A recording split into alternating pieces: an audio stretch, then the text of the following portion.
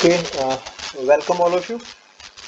देखिए, हमारी जो इकोलॉजी की क्लासेस थी, सिलेबस वाइज ऑलमोस्ट हमने सभी टॉपिक को कवर कर दिया है। और मैंने आपके साथ ये क्वेश्चन शेयर कर रखे थे स्टार्टिंग से ही, तो थोड़ा बहुत तो आपने काम कर लिया था। और कुछ एक क्वेश्चन हमने बीच बीच में क्लासेस के साथ में भी ले लिए हैं। और अब हम एक काम कर रहे हैं कि जो हमारे क्वेश्चन हमारे साथ हैं अभी, तो उनको हम वन बाय वन करके डिस्कस कर लेते हैं। देखिए, इम्पोर्टेंट तो आपके लिए दोनों ही चीज़ें हैं। जैसे सी पार्ट के क्वेश्चंस हैं वो भी इतने ही इम्पोर्टेंट हैं, और बी वाले भी इतने ही इम्पोर्टेंट हैं। लेकिन बी वाले क्वेश्चंस थोड़े से डार्क क्वेश्चन होते हैं, सॉरी डायरेक्ट क्वेश्चन होते हैं, तो वहाँ इतना इशू नहीं रहता आपके पास। सी क्वेश्चंस, सी पार्ट वालों की जो लैंग्वेज है वो थोड़ी सी ज़्यादा अच्छी होती है, एनालिटिकल लैंग्वेज होती है, तो वहाँ अपन को थोड़ा सा ध्यान रखने की जरूरत होती है। तो firstly we are going to discuss C part question, ठीक है। तो बीच बीच में कुछ क्वेश्चन हमने कर लिए थे, और बाकी जो नहीं किए थे उनको हम फटाफट कर लेते हैं। ओके, करें स्टार्ट। देखिए, जब बात परफॉर्मेंस की आती है ना, तो परफॉर्मेंस में तो ओवरऑल हमारा टारगेट है वो मार्क्स ही है, कि हमारे सारे एफर्ट्स अल्टीमेटली यहीं जाकर के मर्ज होते हैं। और इसके लिए हमें हमारी सारी जो भी हमारी टैक्टिक्स हैं सबको यूज़ करना चाहिए। आपकी मेमोरी में कितना है वो भी आप अप्लाई करेंगे, आपको प्रोसेस करना कितना आता है वो भी आप अप्लाई करेंगे। और कई जगह पे आपकी जो स्मार्टनेस है वो भी काम आती है। और एक दूसरी पॉइंट पे भी आपको हमेशा ध्यान रखना है कि आपका हमेशा टाइम मैनेजमेंट पे भी ध्यान होना चाहिए, क्योंकि लिमिटेड टाइम के अंदर ही हमें सारा करना होता है। क्योंकि बहुत बार स्टूडेंट्स यहाँ ऐसी बातें करते हैं कि पर्टिकुलर ट्यूशन हम देख ही नहीं पाए थे, वो हमने टाइम हो गया था या टाइम बच नहीं रहा था। तो ऐसी चीज़ें ना आए, इसलिए ज़रूरी है कि आपका टाइम मैनेजमेंट बहुत अच्छा हो। तो लैंग्वेज भी आपको कवर हो जाए, और काम भी आपका फास्टली भी हो और करेक्टली भी हो, तो ये सारी चीज़ें आपको सीखनी है। तो पहले तो आपका पार्ट यही रहेगा कि पहली कोशिश तो यही है कि आपके आंसर्स हैं वो राइट आने चाहिए, राइट। और दूसरी बार आपकी एफर्ट्स में ये होना चाहिए कि आप स्पीड के साथ काम करें, करेक्टली करें और स्पीडली करें। तो दोनों चीज़ें आपके पास तभी आएंगी जब आप रेगुलर प्रैक्टिस करेंगे। तो जो भी यूनिट आप डिस्कस कर रहे हो, जो भी आप सेल्फ ले रहे हो या क्लास में चल रही हो, तो उनके साथ में रेगुलर प्रैक्टिस बहुत ज़रूरी है। और जैसे जैसे आप एग्ज़ाम की तरफ जाएं ना, तो कोशिश ये करना कि प्रैक्टिस आप टाइम बाउंड करें। टाइम बाउंड का मतलब ये है कि आप पर्टिकुलर जो भी, मान लीजिए आपने 25 क्वेश्चन लिए, तो 25 क्वेश्चन के लिए मुझे इतना टाइम ही देना है। तो आप बिल्कुल टाइम देख के पेपर को स्टार्ट करें, और बिल्कुल टाइम होने तक जितना कर पाते हैं, तो ये ज़रूरी हो जाता है। कि आपकी ऐसा नहीं कि आपने पेपर लेके बैठा और आप टाइम कंज्यूम किए जा रहे हैं। अभी तो आप राइट के लिए कर लीजिए, लेकिन बाद में आपको फास्टली भी करना है, करेक्टली भी होना चाहिए। देखिए, हम हमारे क्वेश्चंस को वन बाय वन करके डिस्कस कर लेते हैं। विच पहला क्वेश्चन अगर हम बात करें कि which of the following is the most appropriate matching. आजकल के पिछले कुछ एक सालों में ऐसे टेबल वाले क्वेश्चन, मैचिंग वाले क्वेश्चन काफ़ी आ रहे हैं, ये काफ़ी इजी भी होते हैं। तो प्रोटेक्टेड एरिया को आपको मैच करना है कि कौन सी कैटेगरी से बिलोंग करता है। तो these are the categories: biosphere reserve है, नेशनल पार्क है, रामसर साइट है, वाइल्ड लाइफ सेंचुरी। ये जो आपको कैटेगरी दी हुई है, और कौन सा एरिया कौन सी कैटेगरी से बिलोंग करता है, ये आपको यहाँ से मैचिंग करनी है, ठीक है।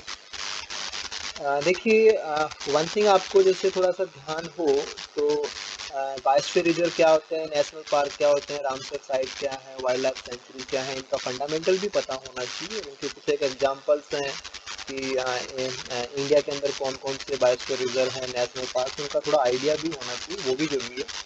और कुछ चीज़ें जो आपने पहले कभी पढ़ी हैं या पहले हमारे क्लासेस में आई हों, तो वो चीज़ आपको रिकॉल भी होनी चाहिए। देखिए यहाँ पे ऑप्शंस में चंबल, लोकटक लेक, नंदा देवी, राजा जी नेशनल पार्क, सुंदरबन, ये सब दिया हुआ है। तो वन थिंग दिस इज, ये हमने लोकटक लेक को अभी पिछली क्लासेस में ही पढ़ा था। और हमने किसके लिए पढ़ा है लोकटक लेक को, बताना जरा।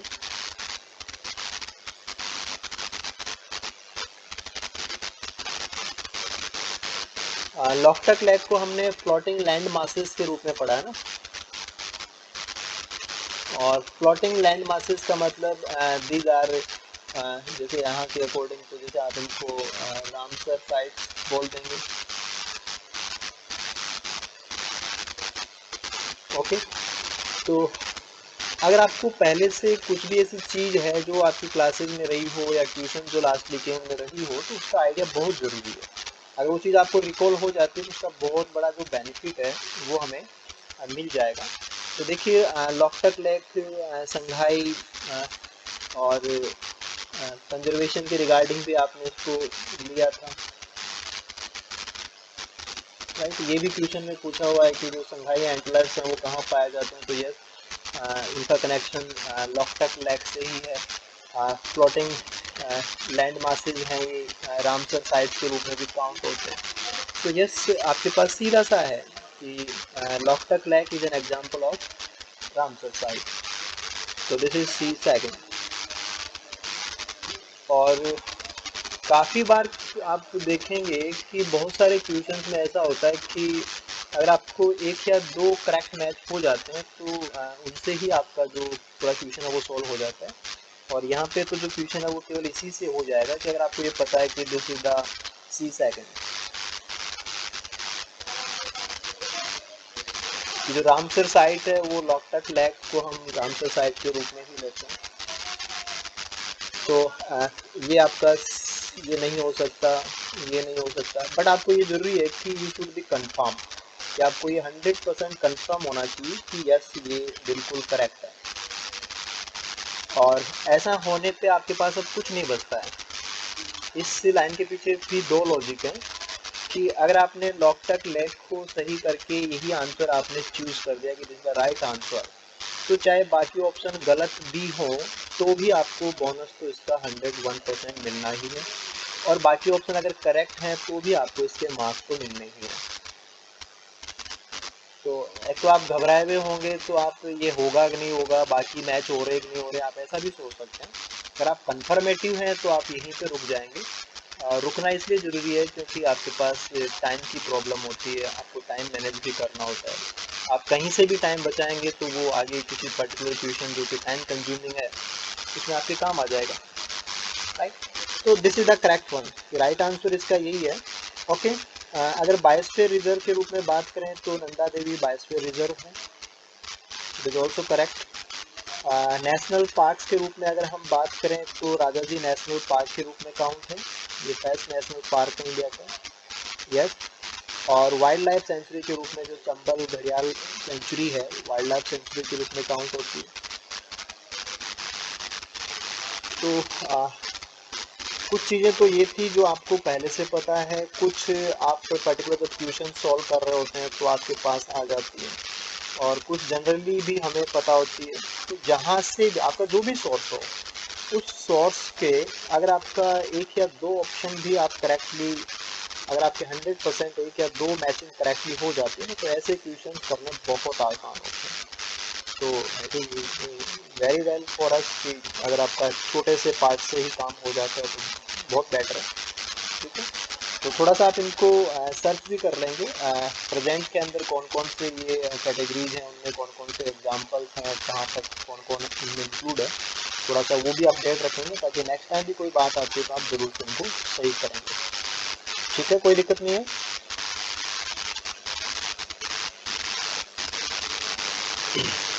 अगर कहीं भी कोई इश्यू हो तो आप मेरे को बता देना बीच में ना, ठीक है। Okay sir. ठीक है, इसके बाद देखिए this is the next one question. ये क्वेश्चन फूड चेन से है, ट्रॉफिक ऑर्गेनाइजेशन से है। जो ट्रॉफिक स्ट्रक्चर होती है वहाँ से ये क्वेश्चन है कि एक्चुअल में ये पर्टिकुलर एक्सपेरिमेंट होता है जिसमें टॉप डाउन इफेक्ट क्या होता है उसको स्टडी किया जाता है, और बॉटम अप इफेक्ट क्या होता है उसको स्टडी किया जाता है। पहले हम इसकी कॉन्सेप्ट को समझ लेते हैं कि ये मैटर क्या होता है, राइट। तो देखिए हमारे पास सबसे पहले जैसे प्रोड्यूसर्स होते हैं, और प्रोड्यूसर्स को जो कंज्यूम करते हैं दे आर हर्बीवोर्स, और उनको कंज्यूम करने वाले कार्निवोर पेस्ट,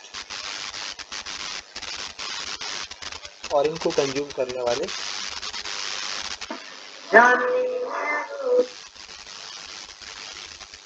कार्निवोर टू। ठीक है, producers, herbivores, carnivore first and carnivore second. Okay, then हम हमारे टर्म्स की बात करते हैं कि हमारे कौन से टर्म का क्या मतलब है। अगर हम बात करते हैं टॉप डाउन की, तो टॉप डाउन का मतलब ये है कि हम कोई इन्फ्लुएंस इधर से लगाएंगे और उसका नीचे की ट्रॉफिक ऑर्गेनाइजेशन के ऊपर क्या फ़र्क पड़ता है उसको हम देखेंगे। अगर टॉप डाउन की बात करें तो सपोज आपने यहाँ पे this is the carnivore third जो सेकंड को कंज्यूम करता है। अगर हम कार्निवोर थर्ड को इसके ऊपर अप्लाई करा दें तो हमने ऊपर से एक प्रेशर इस पर लगाया और उसका नीचे के ट्रॉफिक ऑर्गेनाइजेशन के ऊपर क्या फ़र्क पड़ेगा उसको देखते हैं। तो जैसे ही कार्निवोर थर्ड को हम लगाएंगे तो वो कंज्यूम करेगा सेकंड को, तो सेकंड का पॉपुलेशन डिक्रीज होगा, राइट। और सेकंड क्योंकि फर्स्ट को कंज्यूम करता है, तो जब सेकंड वाले कम हो जाएंगे तो उसका इम्पैक्ट क्या आएगा कि फर्स्ट वाले इंक्रीज होंगे, राइट। और जैसे ही फर्स्ट वाले इंक्रीज होंगे तो वो हर्बीवोर को कंज्यूम करते हैं, तो इसका मतलब हर्बीवोर है वो कम होंगे, और जब हर्बीवोर्स कम होंगे तो जो प्रोड्यूसर्स हैं वो इंक्रीज होंगे, राइट। देखिए बात क्या थी कि हमने एक एक्स्ट्रा लेवल यहाँ पे इंट्रोड्यूस कर दिया, and this is the carnivore number third level के, वो सेकंड को रिड्यूस कर देंगे, करेक्ट। जैसे सेकंड रिड्यूस होंगे तो इसका फ़ायदा मिलेगा नीचे वाले को, दे विल गेट इंक्रीज। जब ये बड़े होंगे तो इसका नेगेटिव मिलेगा इनको, दे विल रिड्यूस। इसका प्रॉफिट इसे मिल रहा है, दे इंक्रीज। और जब इनका डिक्रीजमेंट है तो इसका प्रॉफिट इनको मिलेगा कि दे विल इंक्रीज। ओके, तो ये मैटर तो रहेगा जब आप एक्स्ट्रा लगाते हैं। जब टॉप डाउन की बात करेंगे तो टॉप डाउन के अंदर देखिए क्या हो रहा है कि यहाँ पे और यहाँ पे, या आप वैसे सोचेंगे तो भी आ जाएगा, और बाकी इसको ऐसे एज इट इज याद करने की कोई जरूरत नहीं है। आपको पता होना चाहिए कि हम कौन से लेवल के अंदर बढ़ाएंगे तो उसके नीचे वाले के ऊपर क्या होगा। तो जब भी आप बढ़ाएंगे यहाँ पे कुछ होगा तो डेफिनेटली ये नीचे जाना है, ये नीचे जाना है तो ये ऊपर आना है, राइट, दिस वन। तो it is called as top down effect. Okay, और बॉटम अप की बात क्या होती है? बॉटम अप का मतलब ये नहीं है कि हम प्रोड्यूसर के नीचे कुछ और लगा दें, प्रोड्यूसर्स ही फर्स्ट होते हैं तो इनके नीचे तो और कोई लाया ही नहीं जा सकता ना। तो बॉटम अप में हम क्या करते हैं कि हम न्यूट्रिएंट्स को ऐड करते हैं। अंतर है दोनों चीज़ों में। यहाँ पे हम ऑर्गेनिजम्स हैं, इनको आपने इंट्रोड्यूस कराया था, लेकिन यहाँ पे न्यूट्रिएंट्स ऐड किए जाते हैं, राइट। अब अगर न्यूट्रिएंट्स आप ऐड करेंगे तो देखिए इसका इम्पैक्ट क्या आना है। न्यूट्रिएंट्स ऐड करते हम देखेंगे कि प्रोड्यूसर्स को फ़ायदा होगा क्योंकि बेटर न्यूट्रिएंट्स मिलेंगे, उनकी प्रोडक्टिविटी बढ़ जाएगी, उनका बायोमास बढ़ेगा, रिप्रोडक्शन बढ़ेगा, प्रोड्यूसर्स बढ़ेंगे, उसके कंपैरिजन के अंदर हर्बीवोर्स बढ़ेंगे, देन ये भी बढ़ेंगे, एंड देन ये भी बढ़ेंगे, राइट। एक्स्ट्रा वाला तो केवल टॉप डाउन में डिस्कस करेंगे, और ये नीचे आपने जो न्यूट्रिएंट्स ऐड किए हैं ये बॉटम अप में आप डिस्कस करेंगे, राइट। अदरवाइज जो मैटर था वो आपके पास इन दोनों लाइंस के बीच वाला ही है। तो this is the upper and this is the first one. तो ये आपका सिस्टम था, आपने अलग से कुछ लगाया, एक्स्ट्रा लगाया, तो दैट इज टॉप डाउन, उसका आपने देख लिया। अगर आपने कुछ इंट्रोड्यूस किया नीचे से, दिस विल बी न्यूट्रिएंट्स, ठीक है। तो this will for bottom up, उसने क्या किया, इनको भी बढ़ाया, इनको भी बढ़ाया, होल इंक्रीज, ठीक है। ये देखिए एक चीज़ और आप इसमें ध्यान रखेंगे कि ये दोनों ही चीज़ें, चाहे टॉप डाउन का इफेक्ट आपने कहा कि यहाँ गिर रहा है, यहाँ बढ़ रहा है, यहाँ गिर रहा है, यहाँ बढ़ रहा है, ऐसे कहा। इधर आप बॉटम अप में कह रहे हैं कि हर जगह पे इंक्रीजमेंट आ रहा है। These all changes are short term changes. ऐसा नहीं कि हमेशा ऐसा ही होता रहेगा, दीज आर शॉर्ट टर्म। ये रिस्पॉन्स तो आएंगे, लेकिन ये रिस्पॉन्स केवल शुरू के समय के लिए आएंगे। बाद में सिस्टम अपने आप होम्योस्टेसिस में चला जाएगा, नंबर आपस में एक दूसरे के जो नेगेटिव फीडबैक कंट्रोल्स होते हैं वो काम करेंगे और सारा कुछ वापस पहले जैसा ही बैलेंस हो जाएगा। तो शॉर्ट टर्म इफेक्ट नहीं होंगे कि आपने ऊपर से कुछ डाला तो उसका क्या नतीजा आना है, और नीचे से आपने कुछ उसमें न्यूट्रिएंट ऐड किए तो उसका क्या नतीजा आना है। तो these are only short term influences, ठीक है। हाँ, क्या आना है वो आपने डिस्कस कर लिया। अब हम क्वेश्चन की बात कर लेते हैं, ठीक है। आपने दो लैक ले रखे हैं, lake 1 and 2 with a similar trophic structure, ठीक है। सिमिलर ट्रॉफिक स्ट्रक्चर ऐसा आपने ले लिया, जहाँ पे जैसे फाइटोप्लैंक्टॉन्स हैं, जूप्लैंक्टॉन, फाइटोप्लैंक्टॉन, जूप्लैंक्टॉन, प्लैंक्टिवोरस फिश, यानी कि आप इसको स्मॉल फिश बोल दीजिए, ठीक है। यहाँ पे 3 ही थे, कोई बात नहीं, आप इसको इतना ही मान लीजिए, उसके अकॉर्डिंग बात कर लेंगे। और to understand the top down some piscivorous fishes, कि इनको स्मॉल फिशेस को खाने वाले जो लार्ज फिशेस आपने इंट्रोड्यूस कराई, तो उसका नतीजा क्या आने वाला है। यस, लार्ज फिशेस जैसे इंट्रोड्यूस करेंगे तो स्मॉल फिशेस का नंबर घटेगा, स्मॉल फिशेस कम होंगी तो जो जू प्लैंक्टॉन्स हैं वो बढ़ेंगे, और जू प्लैंक्टॉन्स बढ़ेंगे तो जो आपके प्रोड्यूसर्स हैं ये कम होंगे। अगर आपने एक बड़ी मछली को यहाँ पे इंट्रोड्यूस किया तो वह छोटी मछली को कंज्यूम करेगी तो इनका नंबर कम, और इनका नंबर कम होते ही ये जू प्लैंक्टॉन्स बचने लग जाएंगे तो इनका नंबर बढ़ेगा, और ये फिर फाइटोप्लैंक्टॉन्स के नंबर को कम कर देंगे। तो this is the top down. तो टॉप डाउन का नतीजा यहाँ पे ऐसा आना है। यहाँ पे आपने 4 ट्रॉफिक लेवल लिए थे, इसलिए उसके अकॉर्डिंग एरो थे, ठीक है। ओके, और ये तो लैक 1 की बात थी। तो लैक 1 में आपको पता है कि ये चेंजेस आएंगे, making the system with 4 trophic level, तो 3 तो पहले से, चौथा आपने ऐड कर दिया तो 4 बन गए थे। लैक सेकंड में आपने क्या किया, was enriched by adding large quantities of nutrient, यानी कि आपने नीचे से न्यूट्रिएंट को ऐड किया, तो ये बॉटम अप हो जाएगा। तो over a period of time, तो चेंजेस क्या आएंगे, एक्सपेक्टेड मेजर चेंजेस क्या हैं वो आपको ढूंढने हैं। ओके, तो ये जो मेजर चेंजेस हैं ये हमें यहाँ ऑप्शन में सेलेक्ट आउट कर लेना है, क्योंकि बात तो हम सारी समझ चुके हैं। तो देखिए लैक 1 के अंदर जू प्लैंक्टन बायोमास इंक्रीज होगा क्या, यस, जू प्लैंक्टन इंक्रीज भी होंगे, ये करेक्ट है। फाइटोप्लैंक्टन डिक्रीज होंगे, यस, फाइटोप्लैंक्टन डिक्रीज होंगे, ये जू प्लैंक्टन बढ़ेंगे तो फाइटोप्लैंक्टन को कम ही होना है, तो ये बात यहाँ तक सही है। लैक 1 की कहानी बिल्कुल सही है। लैक सेकंड जिसमें आपने बॉटम अप किया, देख लीजिए वहाँ पे phytoplankton and planktivorous fish biomass increase, yes, यहाँ पे ये भी बढ़ेंगे, ये भी बढ़ेंगे, और ये भी बढ़ेंगे, तो यहाँ पे सब बढ़ेंगे, तो this is all together correct. तो ऑप्शन फर्स्ट आपका यहाँ पे राइट है। जो प्लैंक्टन मास डिक्रीज होगा ये गलत है, ठीक है, यही गलत हो जाएगा। Planktivorous fish biomass and phytoplankton biomass decrease, क्योंकि आपने लास्ट में प्लैंक्टिवोरस फिश को यूज़ किया है, तो प्लैंक्टिवोरस फिश एंड ये डिक्रीज, और लैक सेकंड के अंदर ये आपको यहाँ तक भी सही है, और प्लैंक्टिवोरस फिश बायोमास डिक्रीज ऐसा होता ही नहीं है। जब आप नीचे से न्यूट्रिएंट ऐड करें तो हर एक टॉपिक लेवल के ऊपर इंक्रीजमेंट ही आता है, तो ये यहाँ जाके गलत हो जाएगा, ठीक है। और ऐसे आप यहाँ बात कर रहे हैं तो जू प्लैंक्टन इंक्रीज होगा, ये सही बात है, और प्लैंक्टिवोरस फिशेस इनको नेगेटिव मिलेगा, तो ये यही गलत हो जाएगा। तो बाद में तो कुछ भी नहीं बचता आपके पास। अगर आपको ये कॉन्सेप्ट इतनी सी बात पता थी तो इसके बाद में ये क्वेश्चन कुछ भी नहीं है, आप इसको कभी भी किसी भी हाल में सही ही करने वाले। आई थिंक कोई दिक्कत नहीं होनी चाहिए, कोई दिक्कत नहीं है ना, ठीक है, ओके।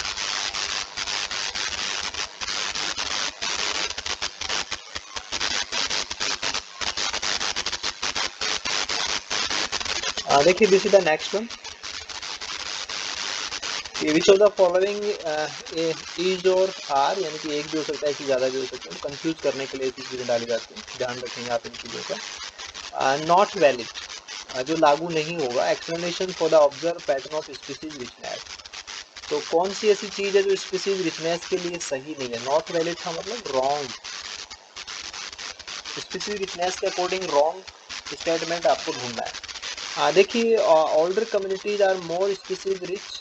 यस, ओल्डर कम्युनिटीज का मतलब क्लाइमेक्स जैसा आप अज्यूम कर सकते हैं, तो क्लाइमेक्स के अंदर स्पीसीज ज़्यादा ही होती हैं, तो इट इज करेक्ट, ये सही बात है। Large area support more species. Yes, ये भी करेक्ट बात है कि एरिया जितना बड़ा होगा नंबर ऑफ स्पीसीज उतनी ज़्यादा सपोर्ट हो सकती है। नेचुरल एनिमीज, एनिमीज का मतलब आप प्रीडेटर जैसा मान सकते हैं, जो प्रीडेटर होते हैं तो वो नेचुरल एनिमीज ही होते हैं। प्रमोट रिड्यूस्ड स्पीसीज रिचनेस, नहीं। प्रमोट का मतलब बढ़ावा देना, रिड्यूस का मतलब कम, तो स्पीसीज को कम नहीं करते हैं वो, तो स्पीसीज रिचनेस को इंक्रीज करते हैं, तो वो स्पीसीज रिचनेस के बढ़ने को बढ़ावा देते हैं, ना कि रिड्यूस होने को बढ़ावा देते हैं, तो ये तो गलत हो जाएगा यहाँ पे, राइट। और ऐसे बात करें कि communities in climatically similar habitat, जहाँ पे क्लाइमेटिक कंडीशन सेम हो, उन कम्युनिटीज़ के अंदर भी similar in species richness. Yes, वहाँ पे स्पीसीज रिचनेस सिमिलर मिल सकती है। हाँ, स्पीसीज की आइडेंटिटी अलग अलग होगी। जैसे आपने क्लाइमैक्स दो जगह पे एज्यूम किया, तो वहाँ कौन सा पर्टिकुलर हैबिटाट है, उसके अकॉर्डिंग वहाँ कौन सी नेटिव स्पीसीज है वो आपको वहाँ पे मिलेंगी। हाँ, रिचनेस आपको बराबर मिल सकती है कि यहाँ पर भी 100 स्पीसीज है, वहाँ पर भी 100 स्पीसीज है। This is for richness, right. तो अगर एनवायरमेंटल कंडीशन एक जैसी है तो रिचनेस एक जैसी हो सकती है, ये सही बात है। ग्रेटर प्रोडक्टिविटी, जहाँ पे प्लांट्स काफ़ी ज़्यादा प्रोडक्टिव हों, यानी कि प्रोड्यूसर्स बहुत अच्छे से वर्क कर रहे हों, तो permit existence of more species. Yes, ये आपने अभी बॉटम अप में भी देखा है कि जितना ज़्यादा प्लांट्स वहाँ पे बनाएंगे उतना ही ज़्यादा आगे की जो ट्रॉपिक चेन है वो सस्टेन कर दी जाएगी, तो ये भी बिल्कुल सही बात है। तो आपको रॉन्ग ढूंढना था, तो केवल एक ही चीज़ रॉन्ग आई है हमारे पास, this is the statement number C, तो this is the right answer, option number second right हो जाएगा। बस आपको जो दिक्कत आ सकती थी वो केवल यही था, यही एक बात थी कि यहाँ पे देखिए प्रमोट भी लिखा है, रिड्यूस भी लिखा है, तो बस आपको उसकी लैंग्वेज ये कहना क्या चाहता है वो समझना था, कोई दिक्कत नहीं है।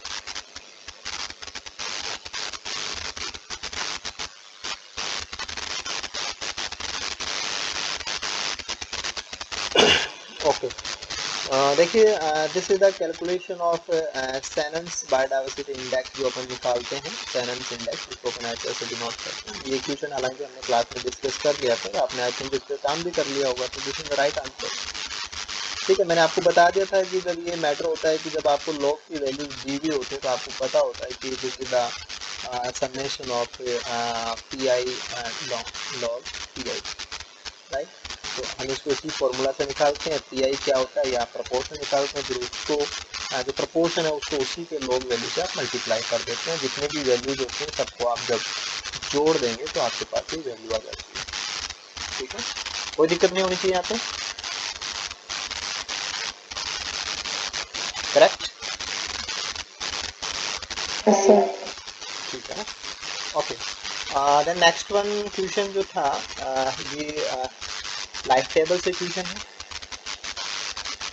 तो अगर हम इसकी बात करें तो मैंने आपको बताया था कि आपका जो पहला काम होता है, इसमें पहला काम यही होता है कि आप इन नंबर्स को फिलअप करेंगे, जो ब्लैंक है ना इन ब्लैंक्स को आप फिलअप करेंगे, और फिलअप करने के बाद में अगला स्टेप है वो एज स्पेसिफिक सर्वाइवल्स इनको निकालना होता है।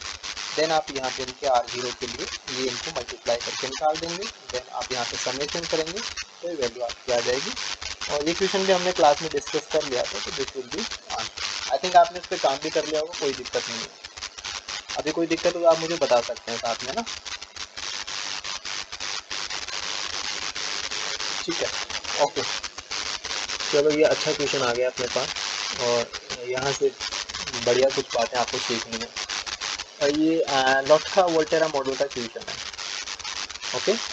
तो पहला तो आप मुझे बता दीजिए कि इसका आंसर क्या होना चाहिए। आपको स्क्रीन के ऊपर ये दिख रहा है ना, आपको केवल एक सेकंड या आधा मिनट के अंदर आप इसको देख के बताइए कि इसका आंसर क्या है।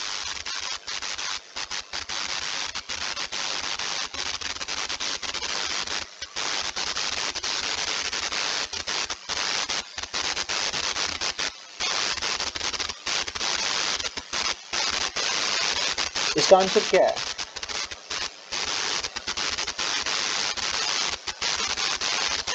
देखो सेम अप्रोच की जब आपको ऐसी कुछ वैल्यूज दी हुई हो तो आंसर क्या आएगा ऐसा।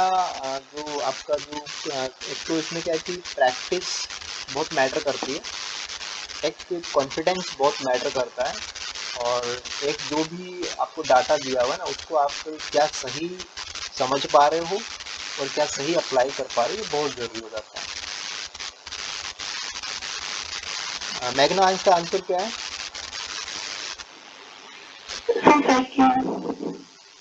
सेकंड, कोई बात नहीं, अभी देख के बताना। आपने पीछे किया कि नहीं किया उसकी कोई जरूरत नहीं है, आपने अभी स्क्रीन पे दिख रहा है, अभी देख के बता दीजिए। शशिकला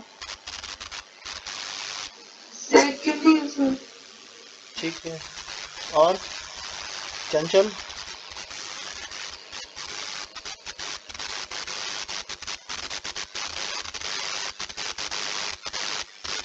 नहीं, अलका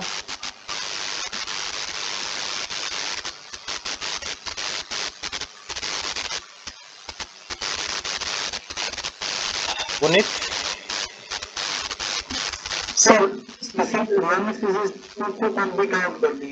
ऑप्शन बता दीजिए 1 2 3 4 में से।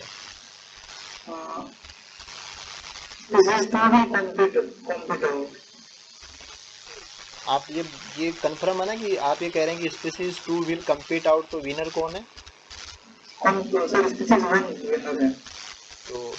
तो आप स्पीसीज 1 विनर है, तो स्टेटमेंट 1 सही कैसे है फिर? 3 है ना? ठीक है, चलो कोई बात नहीं, आपने आंसर सही दिया है, बाकी ने आंसर गलत दिया है, वो भी कोई बात नहीं। आपको लोड का वोल्टेरा मॉडल आता है, बिल्कुल आता है, आप इसी आंसर को अभी निकालेंगे। देखिए आपको ध्यान क्या देना है, मैंने आपको उस दिन बताया था, क्लास में मेरी बात हुई थी, आपको ये पता होना चाहिए कि हम एक्स एक्सिस के ऊपर क्या दिखाते हैं और वाई एक्सिस के ऊपर हम क्या दिखाते हैं, राइट। एक्स एक्सिस के ऊपर एक तो हमें दिखाना होता है कि K1 क्या है, और एक हम इस पे दिखाते हैं इसका जो भी K1 होगा उस K1 को हम यहाँ लेते हैं हम K1 अपॉन अल्फा, राइट। और जैसे हमारी दूसरी स्पीसीज की बात करेंगे तो उसका K2 इधर होता है, और उसके लिए हमें लेना पड़ेगा K2 अपॉन बीटा, राइट। तो कौन सा पैरामीटर कहाँ शो होता है, ये दो चीज़ें, एक्स पे क्या है वाई पे क्या है, ये आपको पता होना चाहिए, ठीक है।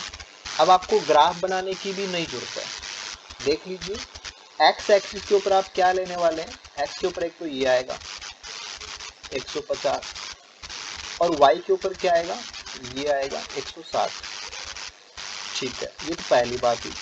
इसके अलावा एक्स एक्सिस के ऊपर क्या आता है, एक्स के ऊपर ये आता है, इसके साथ में ये आता है K2 अपॉन बीटा, राइट। तो K2 अपॉन बीटा कितना है, 110, राइट। और दूसरी साइड में ये कहाँ आएगा, ये K2 के साथ में आता है, तो दिस इज 170। अगर आपको इतनी चीजें पता है, अगर आपको इतना सा काम पता है कि x के ऊपर क्या है और y के ऊपर क्या है, तो आपको केवल ये पता होना चाहिए कि स्पीसीज कौन सी जीतेगी, जो विनर स्पीसीज होगी वो कौन होगी, जिसकी कैरिंग कैपेसिटी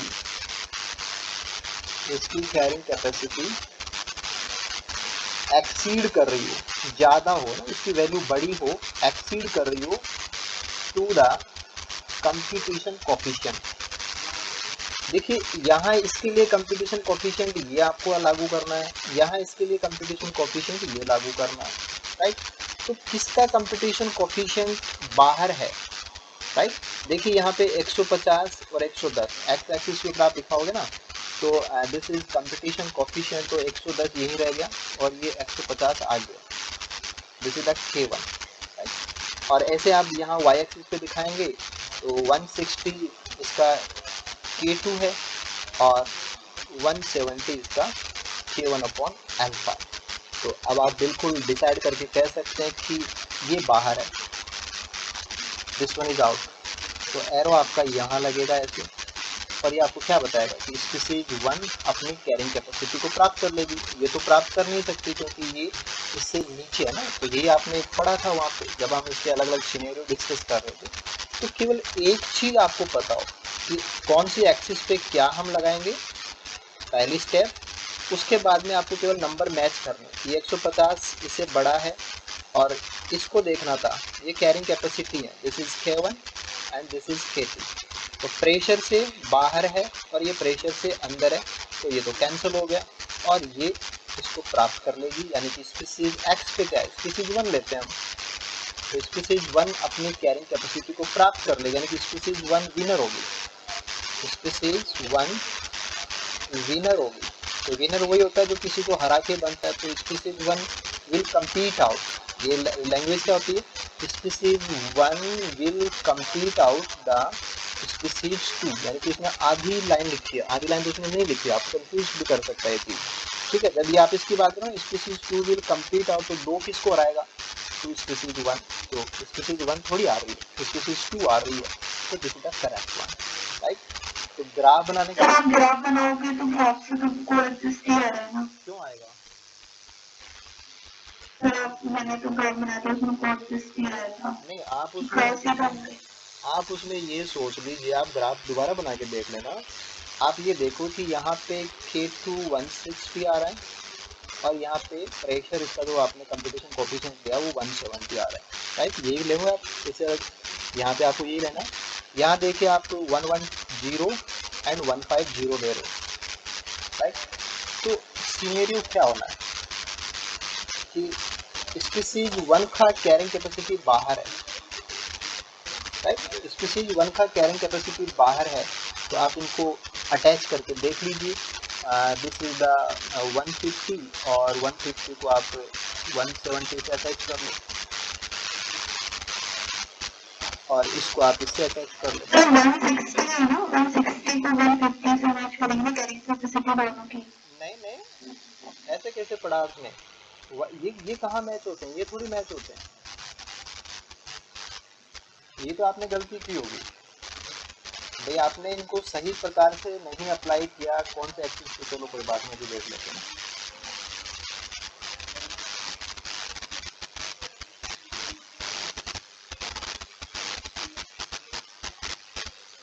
ये सीन ये था, राइट। तो ये मैटर यहाँ था। देखो यहाँ आपने जो लिया होगा दिस इज 150 जो भी वैल्यू होगी वो थी ये हम उसको देख लेते हैं, वैल्यूज को यहाँ पे पुट कर देते हैं ताकि आप इसको क्लियरली समझ लेना।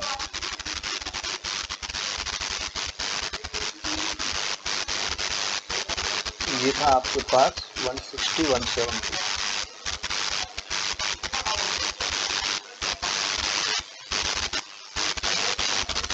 This is 160 and this is 170 और ये आपके पास है 110 एंड 150। तो अगर आपने इनको एक्स एक्सिस और वाई एक्सिस के ऊपर आपको क्या पुट करना था, अगर इसमें गलती कर दी तो डेफिनेटली वो चार्ट गलत ही बन जाएगा आपका। तो आपको यही मिल रहा था, यही मिलेगा आपको। और ऐसी हालत में क्या करते हैं कि species 1 complete out, species 1 out complete कर देगी 2 को, तो स्पीसीज 1 विनर है। और हमारे देखो लैंग्वेज से आपको क्या है, लैंग्वेज की दिक्कत भी हो सकती है ना आपको। जब आप ये कहते हैं कि स्पीसीज 1 विल आउट कम्पीट, ठीक है, इसने इतना ही बोला था। तो पहली बात तो ये कि इसके आगे कि ये कह रहा है कि स्पीसीज 1 हरा देगी, स्पीसीज 1 हरा देगी। तो किसको हरा देगी, स्पीसीज, हाँ,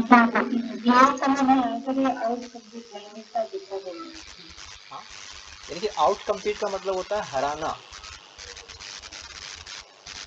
तो डेफिनेट ये लाइन आपको कह रही है कि स्पीसीज 1 हरा देगी, यानी कि स्पीसीज 1 विनर होगी।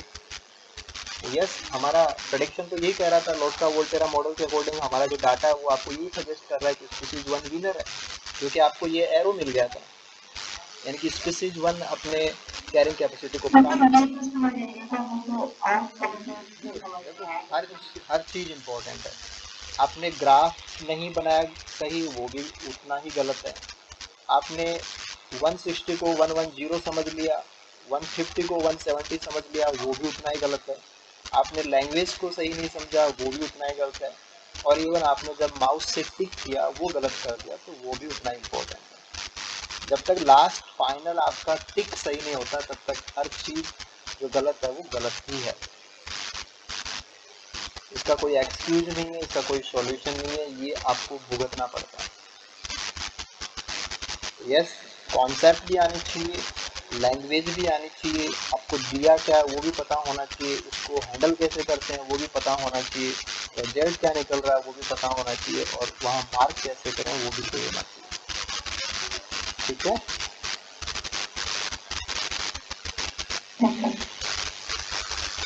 तो ये गलत किसका हुआ था? बोथ विल कोएग्जिस्ट कौन बोल रहे थे?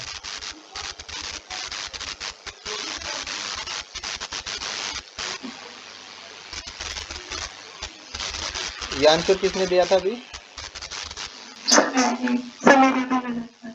हाँ, नहीं तो आप इस चीज़ को सुधारेंगे ना। देखो ज़्यादा कुछ नहीं है, आप अगर इसमें अभी भी कंफ्यूज हो रहे हैं तो इसमें अगर एक लाइन और ऐड कर लीजिए, इसके बाद में कंफ्यूजन नहीं होगा। कि इनका तो आपको पता है, 100% आपको पता है कि ये एक्स एक्सिस पे जाता है, ये वाई पे जाता है, कोई दिक्कत नहीं है ना यहाँ पे, कोई दिक्कत नहीं है ना? नहीं सर, नहीं सर। ठीक है ना? इसके साथ में ये नहीं होता है, इस एक्सिस पे क्या होता है, इस एक्सिस पे ये जाता है और ये जाता है यहाँ पे।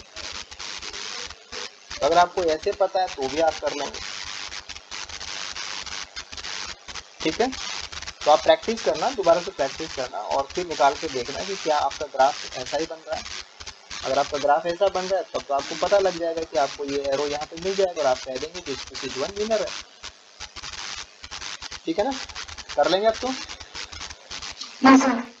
करना भी चाहिए आपको ना, क्योंकि ये आपकी इरर्स हैं, प्रोसेसिंग इरर्स हैं, इन इरर्स को आपको हटाना पड़ेगा। इरर्स के साथ में काम नहीं कर सकते। ये आपने कर लिया था ना, ठीक है, यहाँ कोई दिक्कत नहीं होनी चाहिए। राइट आंसर ये आपने निकाल ही दिया था। ठीक है, ओके, इसके बाद में हम ये नेक्स्ट क्वेश्चन की बात करते हैं। देखिए ये लाइफ हिस्ट्री ट्रैट्स को लेकर के क्वेश्चन है कि जो सर्वाइवनेस होती है उसके लिए species particular organisms life time strategies को फॉलो करते हैं। तो लाइफ हिस्ट्री इवोल्यूशन की पीढ़ी दर पीढ़ी उसमें क्या चेंजेस आ रहे हैं? There is a generally trade off between the size and number of offspring. तो नेगेटिव होता है जब साइज बड़ी होती है तो नंबर कम हो जाता है, जब साइज छोटी होती है तो नंबर ज़्यादा होता है। तो कुछ कंडीशंस आपको दी हुई हैं, यस, और फिर आपसे पूछा गया कि which are the above two conditions that would favour the production of small number of large size seeds. देखो लैंग्वेज में कितना कोशिश करता है सीएसआई यार, लैंग्वेज को जितना टफ बनाया जा सकता है, जितना कंफ्यूजिंग बनाया जा सकता है उतना काम करता है। तो स्मॉल नंबर और लार्ज साइज, यानी कि साइज तो हो लार्ज और नंबर हो स्मॉल, इस संख्या में तो कम बने लेकिन बड़े बने, इसके लिए कौन सी चीज़ें सही है? देखो स्कार्सिटी का मतलब कमी होता है, स्कार्सिटी ऑफ फूड, की भोजन की कमी हो during the early stage of life, कि जब लाइफ की शुरुआत में भोजन की कमी हो तो पेरेंट्स क्या चाहेंगे? पेरेंट्स ये चाहेंगे कि उनके ऑफ स्प्रिंग को भोजन की कमी महसूस ना हो, तो फीमेल साइड से ज़्यादा कंट्रीब्यूशन दिया जाएगा, यानी कि जो फूड कंटेंट्स हैं वो बॉडी में ज़्यादा स्टोर होंगे, एग में ज़्यादा स्टोर होंगे। तो ऐसा होने पे जब अर्ली स्टेज में खाने की कमी हो सकती है या खाने की कमी एग्जिस्ट कर रही है, स्कार्सिटी ऑफ फूड है, तो स्पीसीज क्या चाहेगी कि उसके प्रोजेनी मेंबर बड़े हों। बड़े कब हों? जब उसमें रिजर्व फूड स्टोर्ड होगा। तो जब बाहर खाना नहीं है तो खाना अंदर अंदर होना चाहिए बॉडी में, सीधी सी बात है। सर्वाइव करना जरूरी है, स्पीसीज चाहती है कि प्रोजेनी मेंबर सर्वाइव करें। तो जब बाहर खाना नहीं है तो उसका सॉल्यूशन क्या है कि स्टोर्ड फूड होना चाहिए। तो स्टोर्ड फूड अगर होगा तो डेफिनेटली साइज कैसी होगी? साइज बड़ी होगी, साइज बड़ी होगी तो नंबर कैसा होगा, नंबर छोटा होगा। तो साइज बड़ी और नंबर छोटे के लिए ये हमारा एक चीज़ तो काम करेगा, तो दिस इज करेक्ट वन। ठीक है। प्रोविजन ऑफ पेरेंटल केयर, कि पेरेंटल केयर उसको मिलेगा। तो बाहर खाने की कमी हो, और खाने की कमी का मतलब क्या है कि सर्वाइवनेस में प्रॉब्लम हो सकती है। तो पेरेंटल केयर होने पे क्या होगा, उसको सर्वाइवनेस में ईजीनेस रहेगी। जो पेरेंट्स हैं वो फूड प्रोवाइड करा सकते हैं। जैसे मान लीजिए कि आपने लॉइन के बारे में सोचा, तो लॉइन का जो कब होगा वो तो शिकार नहीं कर सकता, लेकिन उसके पेरेंट्स उसके साथ में रहते हैं, तो वो जो शिकार करते हैं उसी मांस से वो भी खाना खाता है। तो प्रोविजन ऑफ पेरेंटल केयर जब हम लगाते हैं, तो एक तो आप वैसे भी सोच सकते हैं। दूसरी बात, पेरेंटल केयर उन्हीं में होती है जो बिगर साइज के होते हैं, जनरेशन टाइम जिनका बड़ा होता है, वो केस सिलेक्टेड स्पीशीज में आते हैं। तो उनके लिए ऑटोमेटिकली आपका ब्रेन आपको ये कहेगा कि यस वो साइज में बड़े होते हैं, संख्या में कम ऑफ स्प्रिंग प्रोड्यूस करते हैं, तो वहाँ से भी ये चीज़ बिल्कुल सही ही आती है। तो ये भी आपका करेक्ट है। High mortality during early stage of life, right. तो अगर आप ये बात देखें कि लाइफ की शुरुआत में मोर्टेलिटी बहुत हाई होती है, तो इनका जो सर्वाइवशिप कर्व बनता है, जो इनका सर्वाइवशिप कर्व बनेगा, वो कर्व कौन सा होगा, जिनकी ऑफ स्प्रिंग की अर्ली एज स्टेज में मोर्टेलिटी ज़्यादा हो, मोर्टेलिटी डेथ को बोलते हैं ना। तो अर्ली स्टेज में जब मोर्टेलिटी हाई होगी तो उनका सर्वाइवशिप कर्व कैसा आता है, फर्स्ट सेकंड थर्ड में से कौन सा बनेगा, थर्ड बनेगा, राइट। तो third is for R selected species, right. तो पहले ये आपको पता होना चाहिए। और फिर अगर मोर्टेलिटी हाई है, तो मोर्टेलिटी हाई कब होती है, जब साइज में छोटे होते हैं, जब साइज में छोटे होते हैं और नंबर में बड़े होते हैं। तो हमें तो ये इसका रिवर्स चाहिए ना, साइज हमें बड़ी चाहिए, नंबर छोटा चाहिए, तो दिस विल बी रॉन्ग, ये तो हो नहीं सकता। ठीक है। और ऐसे हम बात करें कि predator preference for large size prey, कि प्रीडेटर पसंद करता है कि प्रे बड़ी साइज का हो। तो जब किसी का प्रीडेटर अपने प्रे की बड़ी साइज को पसंद करता हो, तो प्रे क्या करे, बड़े बच्चे बनाए या छोटे बच्चे बनाए जिनकी बॉडी छोटी हो। जब प्रेडेटर की पसंद का बनाएगा तो फायदा प्रेडेटर को हो रहा है ना, तो प्रे स्पीशीज को तो नुकसान हो रहा है। तो प्रेडेटर की पसंद का थोड़ी बनाएगा, प्रेडेटर तो उसका दुश्मन है ना, तो उसकी पसंद के उल्टा बनाएगा। तो प्रेडेटर जब लार्ज साइज को पसंद करता है, तो हमारा प्रे क्या बनाएगा, हमारा प्रे तो स्मॉल साइज के बनाएगा। जब स्मॉल साइज के बनाएगा तो ट्रेड ऑफ कॉन्सेप्ट क्या कहते हैं कि नंबर बढ़ जाएगा। तो ये तो हमारा बिल्कुल उल्टा हो गया, तो दिस विल बी रॉन्ग। तो ओनली ए एंड बी सही है, yes only A and B सही है, करेक्ट। ठीक है।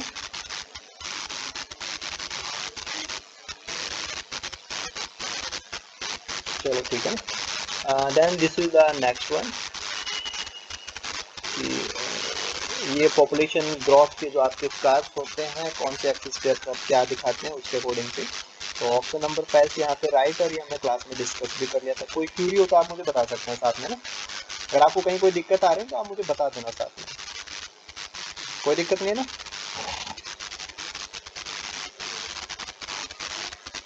ठीक है, okay. Then this is the next one, कि फॉलोइंग आर कुछ कैरेक्टरिस्टिक्स आपको दे दी of species that make them more or less prone to extinction. तो दो चीज़ें हैं, कैरेक्टर्स दिए हुए हैं और एक्सटिंक्शन के साथ में उनका कनेक्शन है कि नहीं वो आपको ढूंढना है। ठीक है, ओके देख लेते हैं। अगर कोई स्पीसीज रेयर है तो ये एक्सटिंक्शन के लिए काम करेगा। अगर कोई स्पीसीज रेयर है, रेयर का मतलब उसकी अक्रेंस किसी किसी हैबिटाट में तो है और नंबर भी काफ़ी कम है, तो रेयर, तो एक्सटिंक्शन के लिए काम करेगा। मोर प्रोन और लेस प्रोन, प्रोन का मतलब आतुर होता है कि हाँ ऐसा हो जाएगा, इसकी संभावना बड़ी होती है, उसको आतुर बोलते हैं। तो मोर प्रोन ही है, राइट। गुड डिस्पर्सल रेट, अगर कोई अपने बीजों को, अपने प्रोपेग्यूल्स को अच्छे से डिस्पर्स करता है तो उसके सर्वाइव करने के चांसेस बड़े हैं। तो ये तो लेस प्रोन हो जाएगा, राइट। लो स्पेशलाइजेशन, तो इसका मतलब वो कॉमन है, तो कॉमन है तो एक्सटिंक्शन उसका नहीं होगा, तो लेस एक्सटिंक्शन है।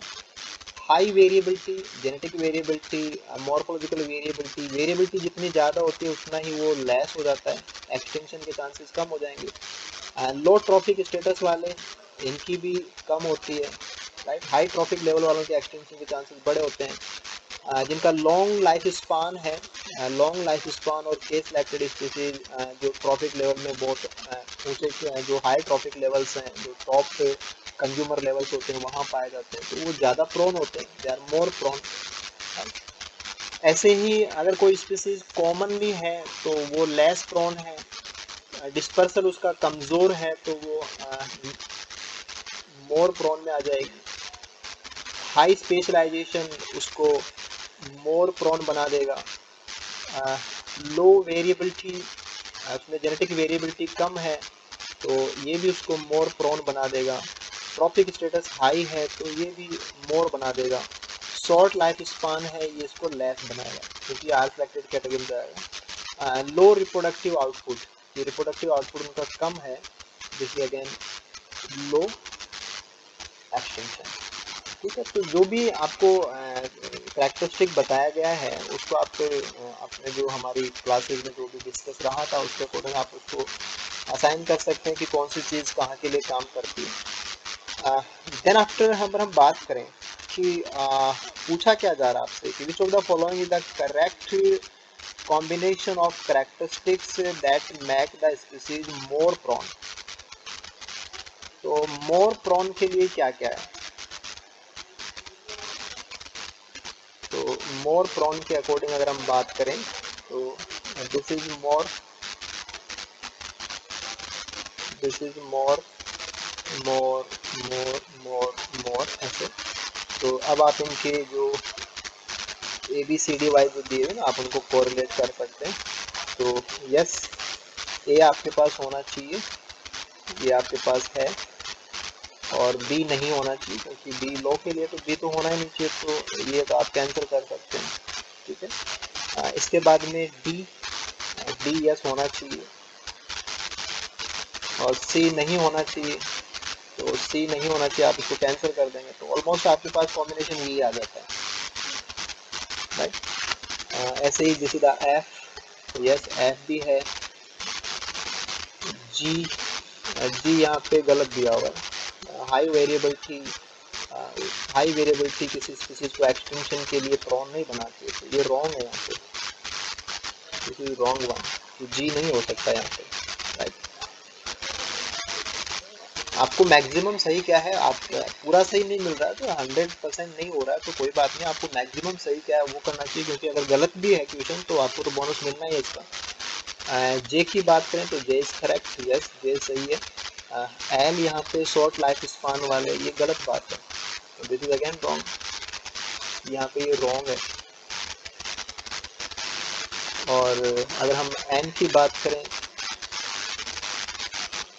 दिस इज द एन, तो ये भी रॉन्ग है, राइट। तो देखा जाए तो बाकी जो कॉम्बिनेशन थे, अब रेयर कॉमन ये भी बहुत बड़ी बात होती है कि आप यहीं से डिसाइड कर सकते हैं कोई स्पीसीज रेयर है तो वो एक्सटिंक्शन के लिए ज़्यादा प्रोन है, और कोई कॉमन है तो वो लेस प्रोन है, तो आप एक्सटिंक्शन के लिए स्पीसीज मोर प्रोन जब आप ढूंढने जा रहे हैं तो मोर प्रोन में आप किसी कॉमन स्पीसीज को कैसे ले सकते हैं, तो बी तो आप ले ही नहीं सकते, तो बी आप नहीं ले सकते तो आप इनको कैंसिल कर दीजिए। और इसके बाद में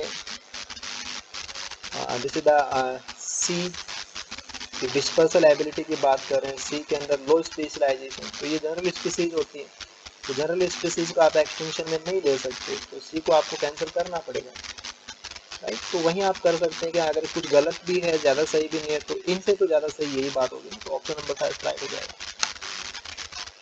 ठीक है, 1 सेकेंड।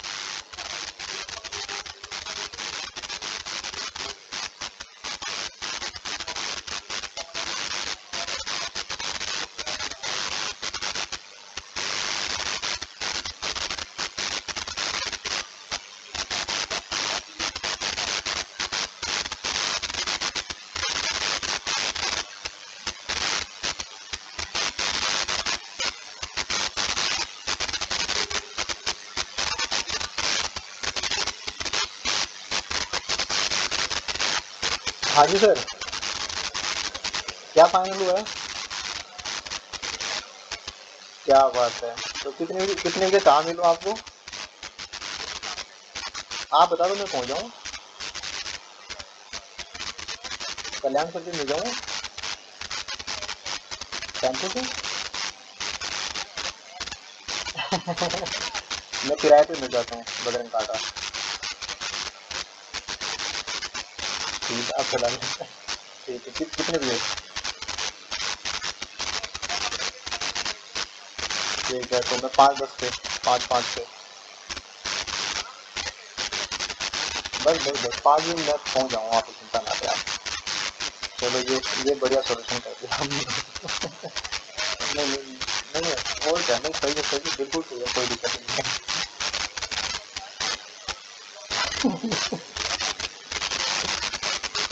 हाँ, आपने चेक कर लिया होगा।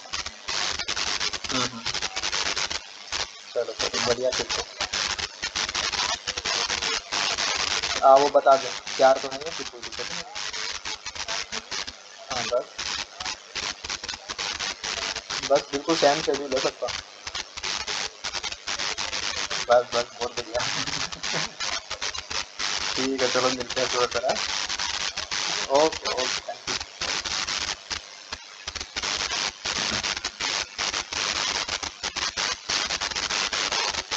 ओके, ठीक है, यहाँ कोई दिक्कत नहीं है ना आपको?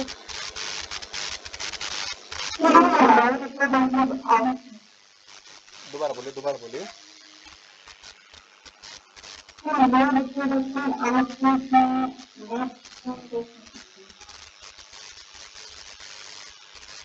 देखो, लो रिप्रोडक्टिव आउटपुट का मतलब क्या है कि रिप्रोडक्टिव आउटपुट का मतलब क्या होता है कि रिप्रोड्यूस। हाँ अच्छा, हाँ सही बात है, ये नंबर ऑफ प्रोजेनी कम बनाएंगे ना। ठीक है, नंबर ऑफ प्रोजेनी कम बनाएंगे तो आप उसको मोर प्रॉन में ले सकते हैं। ठीक है, ये उसका रिवर्स है, ये लेस प्रॉन में आ जाएगा, तो फिर आपके पास ये एन सही हो जाएगा। सही बात है, एन यहाँ पे एन था, ये एन के बाद में एन, ये मोर था तो मोर आपके पास सही हो जाएगा। तो ऐसा कोई ज़्यादा इश्यू है नहीं। अगर ऐसा कोई कंफ्यूजिंग क्वेश्चन भी आता है ना, तो फिर आप थोड़ा सा अपने अपने ब्रेन से डिसाइड करें कि कौन सी चीज़ ज़्यादा इम्पोर्टेंट है और उसके अकॉर्डिंग कौन सी बात ज़्यादा सही है या कौन सा ऑप्शन ज़्यादा सही है, तो आपका आंसर भी सही होगा, वो वही आंसर होगा। अगर सी एस यार कुछ गलत मानता है, उसको हटाता है क्वेश्चन को, कुछ भी करता है, तो आपके ही फायदे में रहना सारा कुछ। ठीक है ना, तो बोनस आता है तो भी गुड है। अगर वो इसी को सही मान लेता है, हालांकि इसमें गलती है, ये नहीं हो सकती, ये चीज़ें गलत हैं, ये नहीं होनी चाहिए थी इसमें, लेकिन बाकी और गलतियों से इसकी गलती देखते हैं तो वो इतने ज़्यादा बड़ी नहीं है इसके, आपने इसको सही किया तो ये सही भी है। राइट, ठीक है।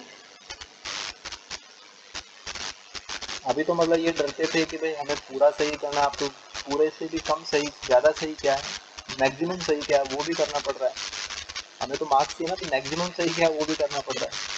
ठीक है, चलो नेक्स्ट क्वेश्चन की बात करते हैं। ओके, ये एनर्जी ट्रांसफर को लेकर के क्वेश्चन है, जो एफिशिएंसीज आपने पढ़े थे ना, उसी में जैसे लिंडेमान एफिशिएंसी, तो एनर्जी ट्रांसफर जो एक ट्रॉफिक लेवल से दूसरे के बीच में होता है ना, उसके लिए होता है।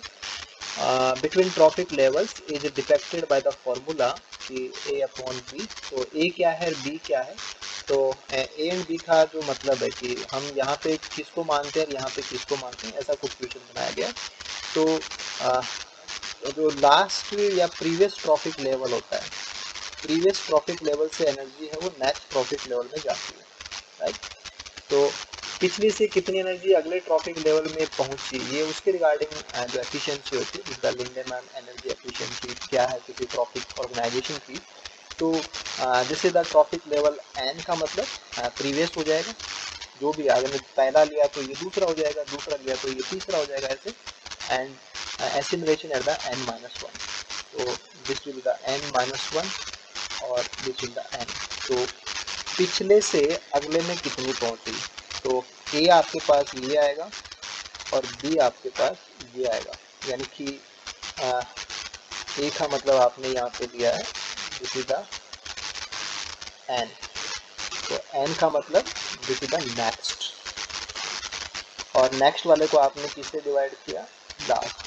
तो यही हम करते हैं कि था कितना, जो उपलब्ध होता है उसको हम नीचे रखते हैं, और जो अगली बार कितना पहुंच रहा है उसको हम यहाँ डिनोमिनेटर में रखते हैं। तो दिस इज द लॉजिक। बाकी एफिशिएंसीज में आपने ऐसे ही निकाला था कि जो अवेलेबिलिटी जो होती है उसको हम यहीं रखते हैं। तो same thing is for energy transfer. Energy efficiency जो ट्रॉफिक लेवल्स में आप देख रहे हैं, तो अगले में कितनी पहुंची, पिछले से ही पहुंचेगी, तो पिछला आपको नीचे रखना, पिछले का मतलब n-1 हो जाएगा, राइट। तो ये भी एक अच्छा क्वेश्चन है, आपको थोड़ा सा आइडिया रहना चाहिए। हालांकि बात कुछ नहीं है, केवल एक कॉन्सेप्ट थी, उसको एक क्वेश्चन बना के पूछा गया, ठीक है। ओके, So next में जब n minus next में आएगा ना, पहले अगर n थी उसमें तो कुछ कम हुआ n minus 1। अरे भाई हम ऐसा कहना चाह रहे हैं कि अगर आप ये कहते हैं कि दिस इज द ग्रास, ठीक है, दिस इज द ग्रास ऊपर, दिस इज द बर्ड 1, और इसके बाद में कार्निवोर बर्ड 2, ठीक है। तो ट्रॉफिक ऑर्गेनाइजेशन तो हो गया। अब यहाँ से कितनी एनर्जी यहाँ पहुँचती है उसकी एफिशिएंसी है, ठीक है। तो ये पहला, ये दूसरा, ये तीसरा और ये चौथा। तो हम कह रहे हैं कि तीसरे में कितनी पहुँची दूसरे से, तो ये इसको हम n बनाएं और इसको n-1 बनाएं, तभी तो ये जस्टिफाई होगा ना, है ना। ऐसा है ये, यानी कि आपको आता है वो अच्छी बात है, आपको पता है वो भी अच्छी बात है, लेकिन इसकी लैंग्वेज क्या है, या ये लैंग्वेज वाइज आपको कहाँ उलझाना चाह रहा है, आप उसको समझ जाएं, वो सबसे बड़ी बात है। कि आपको आएगा फिर भी आप गलत कर जाएं, इसका मतलब आपने वो क्या बोल रहा था वो आपने गलत समझ लिया था। और ये चीज़ यहीं से हमें जो ये क्लास में टाइम लग रहा है कि हम ट्यूशन पे काम करेंगे तो उसमें टाइम लगेगा, लेकिन ये टाइम ही रियल में आपकी प्रोडक्टिविटी देने वाला है। कि अगर आपको ये सब चीज़ें आने लग जाएंगी तो आपकी जो रियल कैपेबिलिटी है ना वो तभी आएगी। Okay, this is the next one. चलो बात कर लेते हैं ट्यूशन की। तो ये सर्वाइव शिफ्ट कर्व्स का मामला है, बाकी कुछ आपको बहुत कुछ पता है इनके बारे में, आपको तो बस ठीक है करेक्ट मैच करना है आपको, ठीक है। ठीक है, देखिए मेराइन पैलेटिक फिश, हो सकता है कि आपको नहीं पता ही क्या होती है। लार्ज मैमल, ठीक है, ये आपको पता है। लार्ज मैमल्स में आप कुछ भी एज्यूम कर सकते हैं, आपने एलिफेंट एज्यूम कर लिया, तो थर्ड एंड फर्स्ट रेस्पेक्टिवली। तो यस, आपको ये तो पता है कि लार्ज मैमल के लिए तो यही आना है। तो ये बात यहाँ तक तो बिल्कुल सही है, यहाँ तक तो ये बिल्कुल करेक्ट है, ठीक है। पैलेटिक फिश लिख दिया, लार्ज मैमल के लिए देखिए सेकंड है, तो गलत कर दीजिए, ये तो हो ही नहीं सकता। Some birds and large mammal first and third, यानी कि ये मैमल के लिए थर्ड बता रहा है, तो ये तो गलत ही बात है। और marine pelagic fish and some birds third, इसमें आप इनको नहीं लेते हैं तो गलत कर सकते हैं। पैलेटिक फिश स्मॉल साइज फिशेज होती हैं, राइट। तो उनके लिए स्मॉल साइज के अकॉर्डिंग आप थर्ड ही लगाएंगे ना। जब हमारे पास स्मॉल साइज का ऑर्गेनिज्म होता है तो थर्ड ही हम करेक्ट करते हैं, this is the correct one, यही सही बात है। यानी कि जरूरी नहीं कि आपको एज इट इज पूरा पता हो तो ये आपके ट्यूशन होगा, आपको थोड़ा सा भी इसमें आइडिया है, आप थोड़ा सा भी लॉजिक से आप काम निकालें तो इसमें आपके ट्यूशन बहुत आराम से हो जाता है, ठीक है।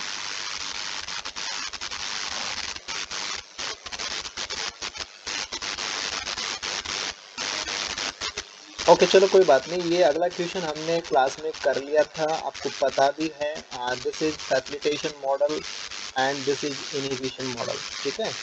तो आप तो मुझे ये बता दीजिए कि टॉलरेंस मॉडल में और इनहिबिशन मॉडल में आपको किस बात का ध्यान रखना है, बस मैं समझ जाऊँगा कि आपने उस चीज़ को कैच कर लिया।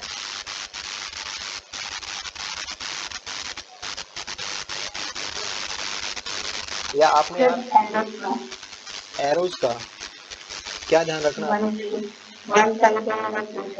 हाँ, अगर आपके पास ये टू साइड एरोज आ रहे हैं ना ऐसे, तो आप इसको कहाँ लेकर के जाएंगे, इनहिबिशन, राइट। ये वन साइड एरोज और जब आप टॉलरेंस में होंगे वहाँ पे क्या होगा कि कोई यहाँ से भी आ जाएगा, कोई यहाँ से भी आ जाएगा, कोई यहाँ से भी आ जाएगा, ऐसी बातें होंगी। That is for tolerance. ठीक है, तो ये एक छोटी सी बात, क्योंकि आपको तीन चीज़ें थी ना, facilitation, tolerance and inhibition, right. तो फैसिलिटेशन तो वही बात है जो आप बीएससी एमएससी में पढ़ रहे हो, तो वहाँ तो आपको दिक्कत होती ही नहीं है, ये तो आपका करेक्ट ही होता है, इसमें गलती नहीं करते आप। गलती तो आपसे यहाँ पे होती है, टॉलरेंस और इनहिबिशन। तो इनहिबिट कब करता है, जैसे एक्स वाई को इनहिबिट करता है, तो इसका मतलब ये इसको ऐसे रोकेगा और ये इसको ऐसे रोकेगा। क्योंकि यहाँ पे आपने कहा ना कि एक्स वाई को रोकता है, तो आपने को ये थोड़ी पता है कि ए बी को रोकता है, बी भी तो ए को रोकता है, तो दोनों साइड में आप सोचेंगे ना, तो एरो आपके पास ऐसे आ जाएंगे। बस आपको ये चीज़ इतनी सी पता हो तो आप कंफ्यूज भी नहीं होंगे, फिर आप बता देंगे कि ऐसा आ रहा है, तो definitely this is the max of inhibition, yes this is the right answer. और ये कुछ ऐसा पैटर्न है जिसको अभी अभी इन्होंने पिछले पेपर्स में भी पूछा है, तो चांसेस रहते हैं कि इन चीज़ों को दोबारा से पूछ लेगा। तो बेटर है कि अपने को एक छोटी सी बात की दोनों साइड में एरो है, इसका मतलब ये इनहिबिशन का मामला है, इतनी सी बात क्लियर, तो ये क्वेश्चन आपका क्लियर। ठीक है, देखिए this is the next one कि which of the following not an advantage. तो फायदे की बात नहीं है ना, नॉट एन एडवांटेज के पॉइंट ऑफ व्यू से आप देखेंगे। ऑफ सीड बेस रिप्रोडक्शन, कि कोई पौधा अगर बीज बना के रिप्रोड्यूस करता है तो कौन सी चीज़ उसके लिए फायदे की नहीं है, या बीज बना के रिप्रोड्यूस करने के लिए कौन सी बात अच्छी नहीं है। ठीक है, reserve food material is provided for the developing embryo, तो ये तो अच्छी बात है कि सीड बनाएगा तो वो रिजर्व फूड उसमें डाल सकता है, तो इट इज बेटर, तो ये तो एडवांटेज होगा उसके लिए। Seed coat protect the embryo, ये भी एडवांटेज है। And allow it to remain dormant until favourable conditions are available, यानी कि जब तक अच्छी कंडीशन नहीं आती तब तक उसको डोरमेंट बनाए रखने के लिए, प्रोटेक्ट करने के लिए सीड कोट काम करता है, तो ये भी एडवांटेज था, फायदा ही था, ये भी एडवांटेज ही था। The amount of energy spend पर female gametophyte is less than that spend on making a spore, कि सीड वाले लॉजिक से आप देखें और स्पोर वाले लॉजिक से आप देखें। ठीक है, तो पर फीमेल गैमेटोफाइट यानी कि फीमेल साइड से जो कंट्रीब्यूशन आता है, एनर्जी स्पेंड का मतलब एनर्जी स्पेंड को आप एनर्जी भी मान सकते हैं, और थोड़ा सा सिंप्लीफाई करें तो बायोमास ले लीजिए इसको, तो आप इसको बायोमास जैसा भी मान सकते हैं। तो बायोमास फीमेल साइड से जो कंट्रीब्यूट किया जाता है सीड के लिए, क्या वो कम है, is less than that spend on making a spore, तो स्पोर में लेस होता है, सीड में तो ज़्यादा लगता है, तो ज़्यादा लगेगा तभी तो रिजर्व फूड वगैरह आपने यहाँ पे सही किया ना, तो ये चीज़ गलत है, दिस इज रॉन्ग, ये एडवांटेज नहीं है, right. Female gametophyte remains on the sporophyte which provide protection and nutrients, yes seed bearing plants के अंदर ये आपको ऑब्जर्व होता है, तो ये उनके लिए फायदे की बात होती है कि जो सीड है वो जब तक वो मैच्योर सीड नहीं होगा, जब तक वो राइप नहीं होता, तब तक फीमेल साइड से ही उसके सारा न्यूट्रिशन प्रोवाइड होता है, लेकिन अगेन एडवांटेज। ओके, तो नॉट एडवांटेज की थी, तो this is the only one third option कि जहाँ पे आपको एक गलत मैसेज दिया हुआ था। ठीक है, अब आप देख रहे हैं कि आपको यहाँ पे लैंग्वेज से थोड़ी सी अलग मिल रही है, ट्यूशन तो ठीक है, लेकिन लैंग्वेज को लेकर के भी बहुत सारा मैटर है वो ट्यूशन में डाला हुआ होता है। क्लियर है?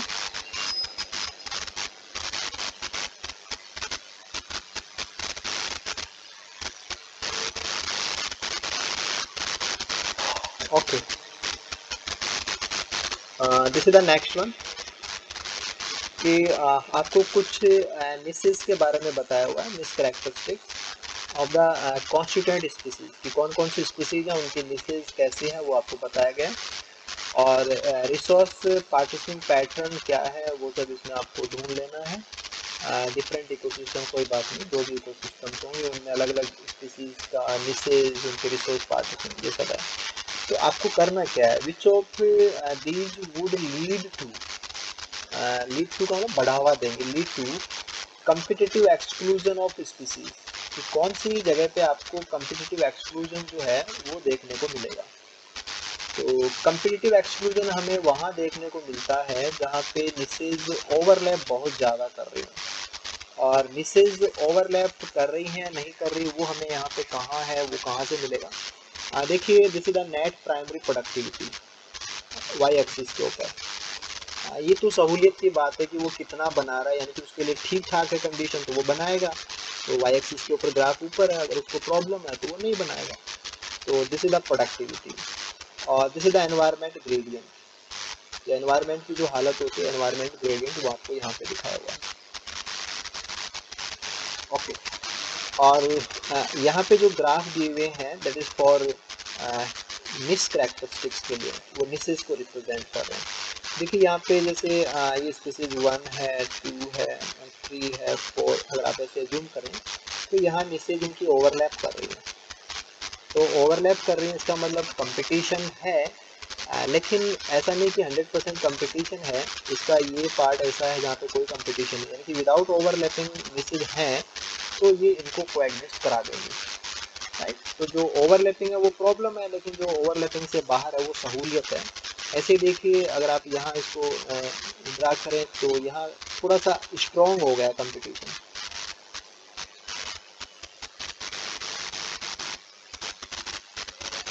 राइट। लेकिन अभी भी इनके पास सरवाइव करने के लिए ऑप्शन है। कंपटीशन हालांकि ओवरलैपिंग ज़्यादा है, कंपटीशन पहले से बड़ा है यहाँ पे, लेकिन अभी भी ये सरवाइव कर सकते हैं, तो कोएग्जिस्ट कर सकते हैं। यहाँ देखिए दिस वन, यहाँ पे निसेज ओवरलैप बहुत ही मामूली सा कर रही है, वेरी लो, और यहाँ पे उनको कोएग्जिस्ट करने में कोई दिक्कत ही नहीं है क्योंकि कंपटीशन बहुत पुअर है। तो this is the poorest competition और दिस इज मीडियम और यहाँ पे हाई कंपटीशन। लेकिन अगर हम डायग्राम 2 की बात करें तो यहाँ पे जैसे ये 4 स्पीसीज थी 1 2 3 4 5 जो भी लिखी थी 1 2 3 4, तो यहाँ पे ये सभी के निसेज एक दूसरे के ऊपर 100% ओवरलैप है, 100% ओवरलैप कर रही है निसेज। इसका मतलब ये कंपटीशन स्ट्रॉन्ग है, यानी कि एक्सट्रीम कंपटीशन है। तो एक्सट्रीम कंपटीशन होगा तभी हमारा कम्पिटिटिव एक्सक्लूजन प्रिंसिपल है वो लागू होगा और स्पीसीज कम्पीट आउट होगी। तो हमें वही ढूंढना था कि कौन सी कंडीशन लीड करती है, बढ़ावा देती है। ये पिक्चर बिल्कुल सही है कि अगर ऐसा कुछ होगा तो कम्पिटिटिव एक्सक्लूजन है वो 100% लागू होगा, क्योंकि स्पीसीज को बहुत ज़्यादा प्रॉब्लम हो रही है क्योंकि उनकी मिसेज बहुत ज़्यादा ओवरलैप किए हुए हैं, राइट। तो मिसेज ओवरलैप कर रही है नहीं कर रही, कितना कर रही है, आपको अगर इनसे इनको असेंडिंग डिसेंडिंग ऑर्डर में पूछा जाए तो भी आप लगा सकते हैं कि जो कंपटीशन का असेंडिंग ऑर्डर है वो भी आप बता सकते हैं। जैसे कंपटीशन का असेंडिंग ऑर्डर आप बनाएं तो सबसे मिनिमम 4 में है और उसके बाद में उससे हाई है दैट इज इन फर्स्ट, और उससे हाई है वो थर्ड में, और उससे हाई यहाँ पे। कम्पिटिटिव एक्सक्लूजन की जो सीवियरिटी है या उसके चांसेस की बात करें तो उसके चांसेस की बात करें तो ये सबसे बड़ा हो जाएगा, उससे कम ये हो जाएगा, उससे कम आप इसको लेंगे और उससे कम इसको लेंगे। तो अगर क्वेश्चन को दूसरी प्रकार से भी पूछा जाए तो भी आप करें, बस आपको पता होना चाहिए कि आपको बताया क्या गया और आपको उसमें ढूंढना क्या है, ठीक है। ओके, चले आगे, ठीक है ना। This is the next one कि एट ए गिवन टाइम, किसी भी समय पे ना, at a given time the age class distribution कि कौन सी एज के कितने हैं, this is the age class distribution of a population. तो किसी पॉपुलेशन में कौन सी एज के कितने हैं, उनसे आगे बड़ी एज के कितने हैं, उससे बड़ी एज के कितने हैं, ये एज क्लास डिस्ट्रीब्यूशन कहलाता है। वो आपको यहाँ इस फिगर में दिया हुआ है। ओके, देखो एज आपको यहाँ दी हुई है, this is the class 1 class 2 class 3 class 4 5 6। तो कौन सी एज क्लास है, 1 2 3 4 5 6 आपको यहाँ पे बता दिया। ओके, एंड वाई एक्सिस के ऊपर क्या दिया है, वाई एक्सिस को दिया नंबर ऑफ इंडिविजुअल कि इस एज के कितने हैं, इतने हैं, इसके यहाँ इतने हैं, इनके यहाँ इतने हैं, ऐसे। This is the value of age class distribution कि कौन सी एज के कितने हैं। ओके, ये तो डाटा है कि आपको कुछ वैल्यूज ग्राफिकल मैनर में आपको उपलब्ध है। अब आपका रियल वर्क क्या है उसको हम देखते हैं कि which of the following can be inferred, ठीक है ना, ध्यान देना, इन्फायर्ड का मतलब होता है कि आपको जो दिया गया है उसमें से क्या निष्कर्ष निकाल सकते हो, आप इसमें से क्या कंक्लूजन निकाल सकते हो, या सही बात इसमें से क्या निकलती है, ठीक है ना, ऐसा कुछ मतलब होता है फ्रॉम द फिगर, ठीक है। देखते हैं कौन सी बात सही हो सकती है या कौन सी बात कहाँ सही है कहाँ गलत है। एज क्लास 2 इसकी बात कर रहा है, age class 2 has maximum faculty, इसका देखो नंबर बहुत बड़ा है, सबसे बड़ा नंबर इसका है, हाईएस्ट नंबर है इसका, तो इसका नंबर हाईएस्ट है, ये बात बिल्कुल सही है, ग्राफ आपको यही बता रहा है, लेकिन क्या इनकी फैकल्टी हाई है तभी ऐसा है? फैकल्टी का मतलब होता है कि सिंगल रिप्रोडक्टिव एपिसोड के अंदर कोई फीमेल कितना नंबर ऑफ प्रोजेनी एक साथ बना पाती है, this is called age faculty. तो बर्थ रेट से आप इसको कनेक्ट कर सकते हैं, तो जिसका नंबर बड़ा हो उसके लिए बर्थ बड़ी हो या फैकल्टी बड़ी हो ये कोई गारंटी नहीं है, अगर उसकी बैक रेट बहुत कम है तो भी आपको ऐसा मिल सकता है ना, तो ये कोई सही बात तो है, लेकिन जरूरी नहीं कि यही बात सही है और कोई बात नहीं हो सकती, ऐसा नहीं है, तो ये तो गलत है, कि आप इसको इन्फर्ड नहीं ले सकते कि केवल यही निष्कर्ष निकलता है, ये नहीं है, ये तो अधूरी सी बात है। Age class 2 has maximum survival, क्या ये बात सही है कि क्या मैक्सिमम सर्वाइवल है इसका? हाँ, नंबर इसका बड़ा है, हो सकता है कि इसकी फैकल्टी बहुत बड़ी हो और इसकी मोर्टेलिटी भी हाई हो, उसके बाद में ऐसा हो रहा हो, तो एज क्लास 2 की सर्वाइवनेस बहुत बड़ी हो ये कोई जरूरी नहीं है। Age class 2 has maximum survival, कि आपको नंबर बड़ा मिल रहा है इसका मतलब ये थोड़ी है कि ये सर्वाइव ज़्यादा कर रहे हैं, हो सकता है कि नंबर तो बहुत बड़ा था लेकिन इनकी डेथ रेट भी तो बड़ी हो सकती है, या डेथ रेट कम हो सकती है उससे नंबर बड़ा मिल रहा हो, सर्वाइवनेस तो इनकी कम हो सकती है। अगर आप सर्वाइवनेस को इनको लेस कर दें कि सर्वाइवनेस तो कम है लेकिन इनकी फैकल्टी बड़ी हो, तो अगर इनकी फैकल्टी हाई हो तो क्या मिलेगा आपको? नंबर ज़्यादा मिलेगा, तो ये बात फिर आप तो यही बात निकलती है ऐसा नहीं बोल पाएंगे ना, कि केवल यही बात है ये नहीं कह सकते, और दूसरी चीज़ें भी इसमें शामिल होती है ना, तो आप इसको इन्फर्ड में नहीं ला पाएंगे। तो यही तो CSR के क्वेश्चन को सॉल्व करने का मज़ा है ना, असली मज़ा तो यही आता है कि आपको जो लगता है क्या वही सही है, नहीं, उसके बाद में भी बहुत कुछ होता है। Age class distribution is at equilibrium, यानी कि इक्विलिब्रियम मतलब कि सभी क्लासेज में नंबर क्या एक जैसा है, नो, ये गलत बात है, किसी में कम है किसी में ज़्यादा है, तो ग्राफ को देख के समझ में आ रहा है। और age class distribution is not at equilibrium, ये बात तो बिल्कुल 100% सही है, कि फैकल्टी कुछ भी हो, सर्वाइवनेस कुछ भी हो, बर्थ रेट कुछ भी हो, हमें उन चीज़ों से कोई मतलब नहीं है, वो यहाँ से आ भी नहीं रही, यहाँ से बिल्कुल साफ साफ दिखती भी नहीं है, लेकिन ये बात तो बिल्कुल साफ दिखती है कि अगर हम ये 6 एज क्लासेस को देखते हैं तो वहाँ पे ये सारा डिस्ट्रीब्यूशन है ये बिल्कुल इक्विलिब्रियम जैसा नहीं है, राइट, तो this is the most correct. Okay, ठीक है।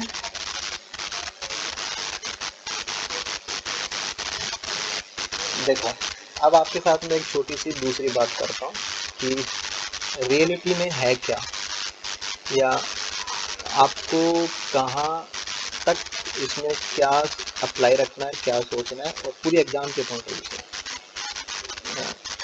ये क्वेश्चन ऑलमोस्ट ये मान लीजिए कि ये काफ़ी ओल्ड टाइम का क्वेश्चन है, जैसे अभी बात करें ये कम से कम भी 7-8 साल पहले का क्वेश्चन होगा, मुझे एग्जैक्ट नहीं पता है कौन से ईयर का पेपर है ये, लेकिन आज के रेफरेंस में ये पुराने पेपर का क्वेश्चन है, ठीक है।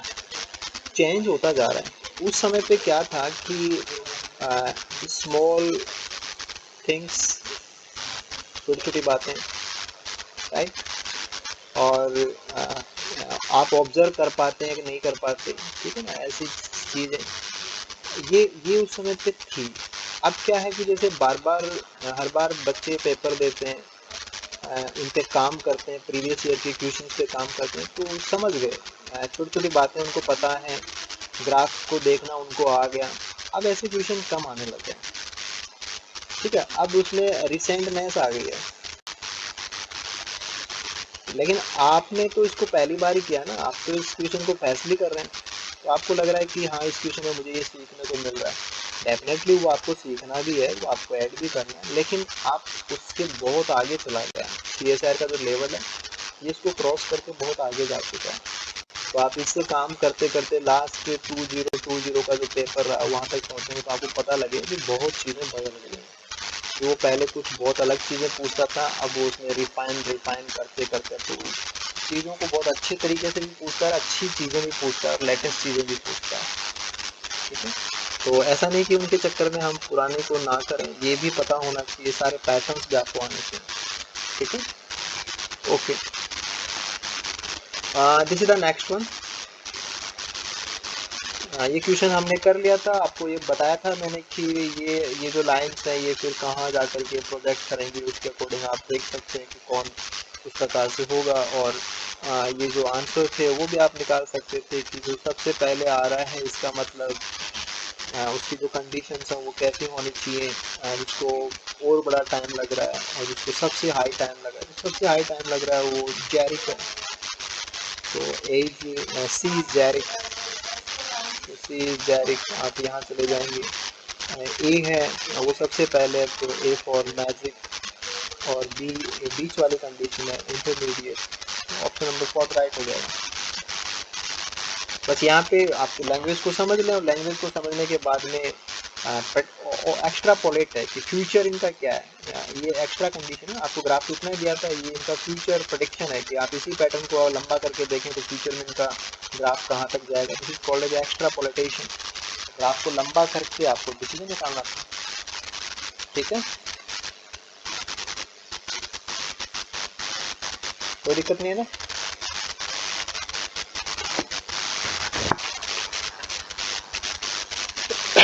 ओके, इसके बाद में हम नेक्स्ट क्वेश्चन को देख लेते हैं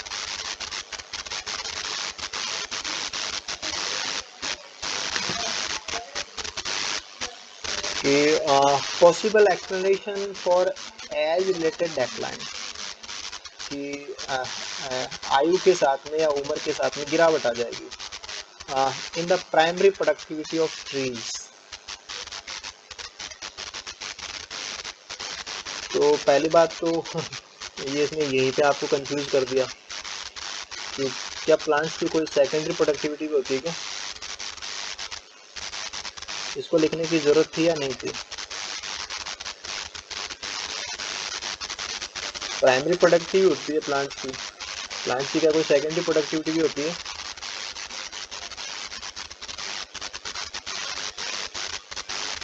आप लोग सुन पा रहे हैं मेरे को। Yes sir.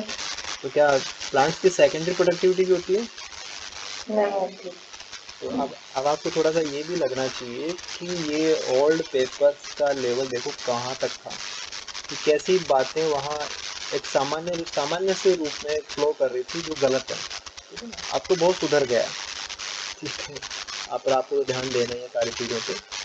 तो प्लांट्स की जो प्रोडक्टिविटी है, ट्रीज की प्रोडक्टिविटी एज के साथ में जो डेक्लाइन हो जाती है, जो गिरावट आ जाती है ना, उसके लिए बातें थी। तो देख लेते हैं, as tree grows larger with age. ठीक है, एज के साथ में बड़ा हो जाएगा।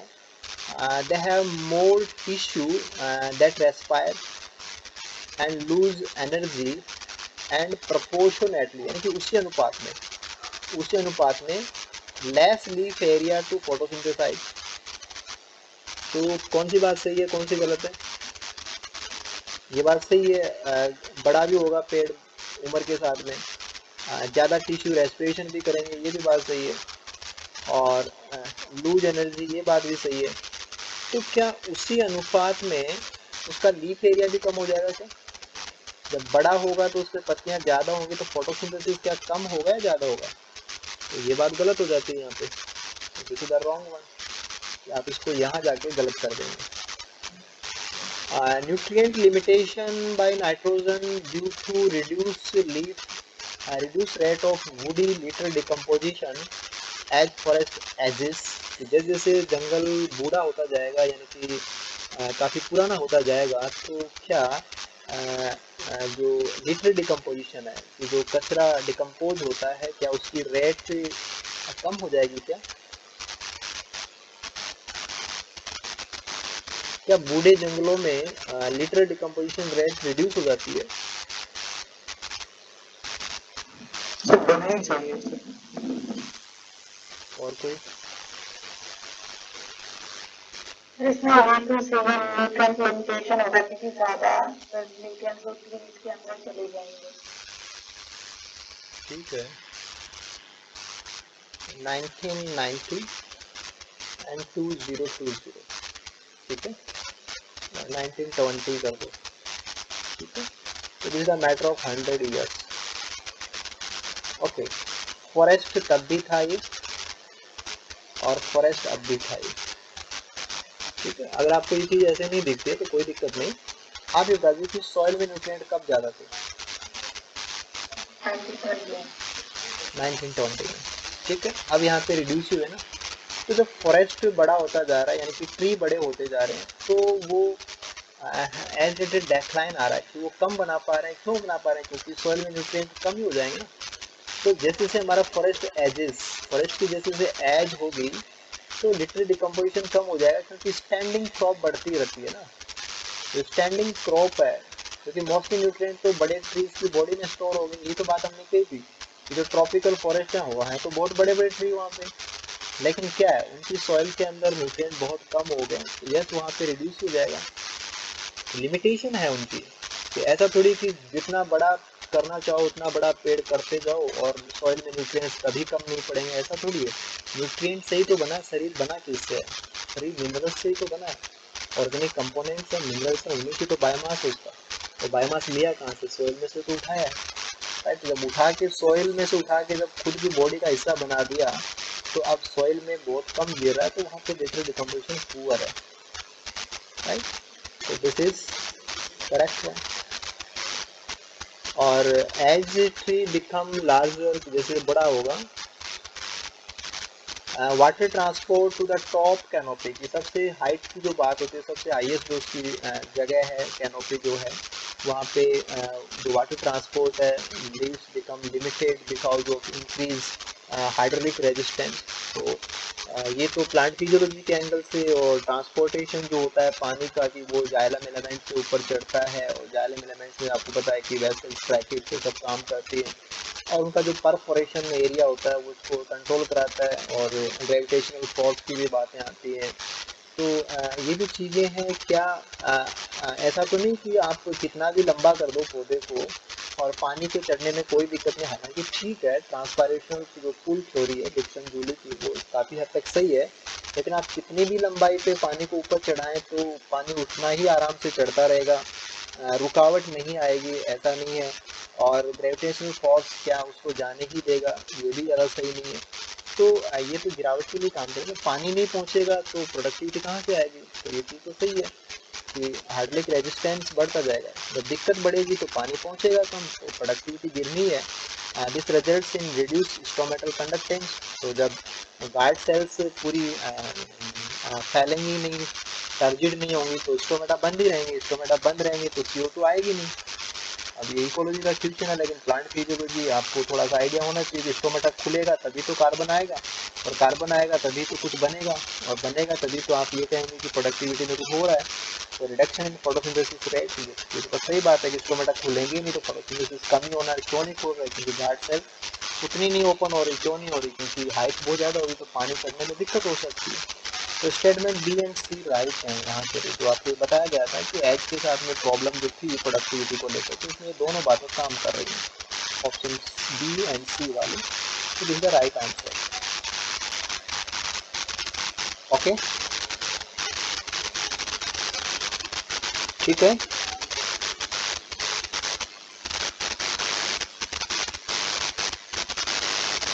कोई दिक्कत नहीं ना? देखो आपके पास जो भी क्वेश्चन होते हैं ना, आपको हर एक क्वेश्चन का इवन हर एक वर्ड क्लियर हो जाना चाहिए। आपके एफर्ट्स में ये चीज़ सबसे प्रायोरिटी तो होनी चाहिए कि मेरे पास जो भी क्वेश्चन है एक एक क्वेश्चन की एक एक सही बात और एक एक गलत बात मुझे पता है, कितना आपका एफर्ट होना चाहिए। क्योंकि आप एक नई चीज़ को हैंडल करने जा रहे हो ना, पेपर में जो मिलेगा वो इनमें से कुछ नहीं है। हाँ, इनसे कंसर्निंग होगा या इन्हीं टॉपिक से होगा, लेकिन ये जो एडिटिव है ये नहीं होगा। तो अगर पीछे का ये सारा प्रोसीजर आपका बिल्कुल एफिशिएंट हो गया बिल्कुल परफेक्टली आप काम कर पा रहे हैं, सही चीज़ गलत चीज़ आपको दिख भी जाती है, फटाफट दिख जाती है और आप उसके अकॉर्डिंग काम करके फटाफट आप रिजल्ट भी देते हैं। इसका मतलब आपकी आपकी जो वर्किंग स्टाइल है वो वर्किंग स्टाइल क्रिएट हो गई है और वही आपके काम आने हैं। इसलिए ज़रूरी है कि आप एक एक क्वेश्चन का एक एक वर्ड डिसाइड कर दीजिए। ओके, चलिए नेक्स्ट क्वेश्चन की बात करते हैं कि which of the following combination is good, कि ठीक है ना, for setting up a natural reserve, कि आप किसी स्पीसीज को कंजर्व करना चाहते हैं और कंजर्वेशन के लिए आप कोई नेचुरल जो रिजर्वर्स हैं वो स्थापित करना चाहते हैं इन सिटू कंजर्वेशन के लिए।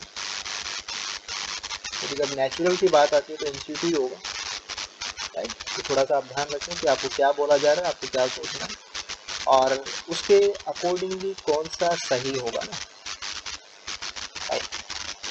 तो वन थिंग देखिए यहाँ पे क्या है कि लिंक्ड रिजर्व हो, कि this is the reserve 1, 2 and 3, अगर ये लिंक्ड होंगे, लिंक्ड होने का मतलब ये है कि हम जिस स्पीसीज को प्रोडक्ट करना चाह रहे हैं उसके पास परमिशन है यहाँ और यहाँ इंटरेक्ट करने की।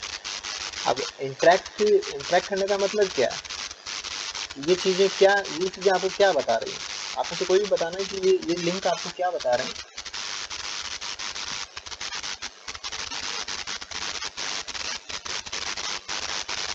और कंजर्वेशन में इन लिंक्स का महत्व क्या हो सकता है।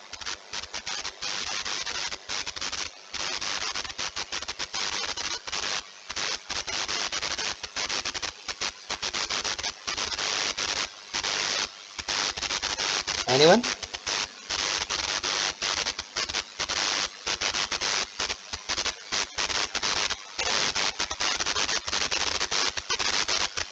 ठीक है, कोई दिक्कत नहीं है,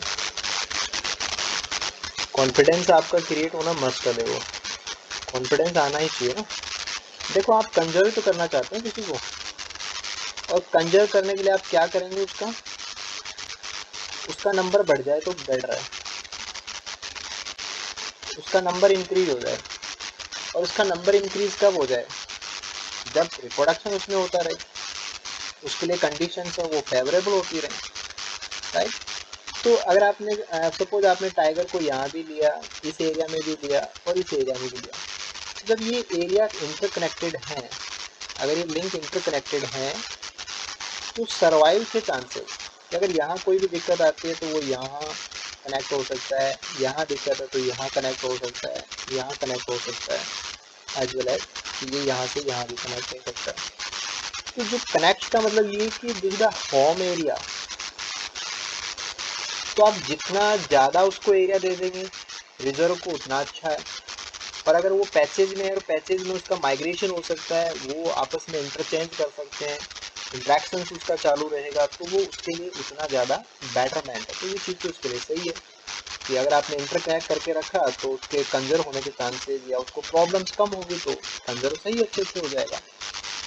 अगर हमने एरिया बड़ा ले रखा है और कॉम्पैक्ट शेप में ले रखा है, तो बड़ा एरिया ले रखा है और कॉम्पैक्ट शेप है, यानी कि उसमें बाउंड्री जो है वो बिल्कुल से कॉम्पैक्ट है, ज़्यादा उसमें इरेगुलरिटीज नहीं है, यानी कि सरफेस एरिया है वो मिनिमम है।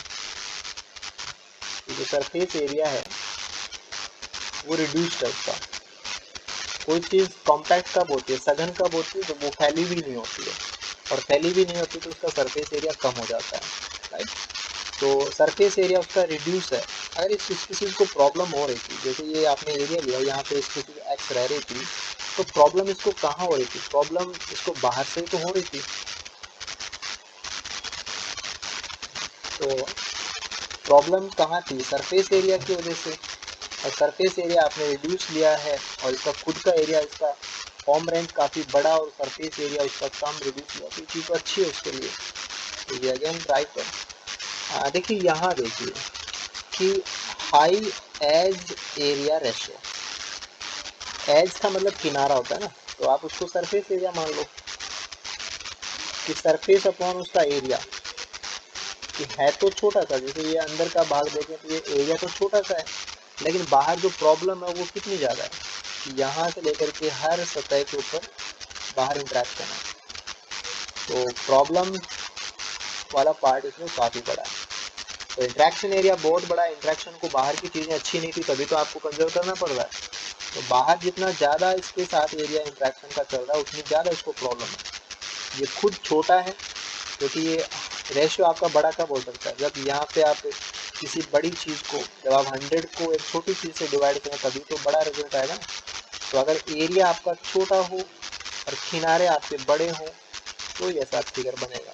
तो ये तो गलत है कि हम ऐसा होने पे ये कंजर्वेशन के लिए तो नेगेटिव चीज़ है, तो ये अच्छी बात नहीं है। तो आप इस एरिया को रिजर्व ना बनाएं, तो यहाँ आपको रिजर्व करने से किसी चीज़ को फ़ायदा भी नहीं मिलने वाला, राइट। और ये क्या था कि surrounding area of sand ecosystem, ये कंजर्व तो आप यहाँ कर रहे हैं लेकिन बाहर आपने एक ऐसा एरिया और उस पर सेटअप कर दिया जो उसके मिलता जुलता जैसा ही है। तो यस, अब आपने जो अंदर लिया क्योंकि प्रॉब्लम तो एरिया से ही थी ना, तो अंदर वाले को आपने अच्छा पहले से ही है और उसकी सराउंडिंग में भी आपने पॉजिटिव एरिया क्रिएट कर लिया। तो this is supportive, this is again correct one. तो ये थर्ड वाला नहीं होना चाहिए, थर्ड वाला नहीं होना चाहिए। ऑप्शन नंबर 4 आपके पास राइट हो जाएगा, ठीक है, करेक्ट।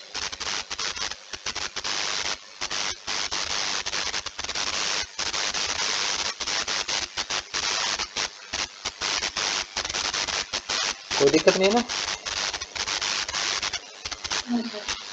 ठीक है।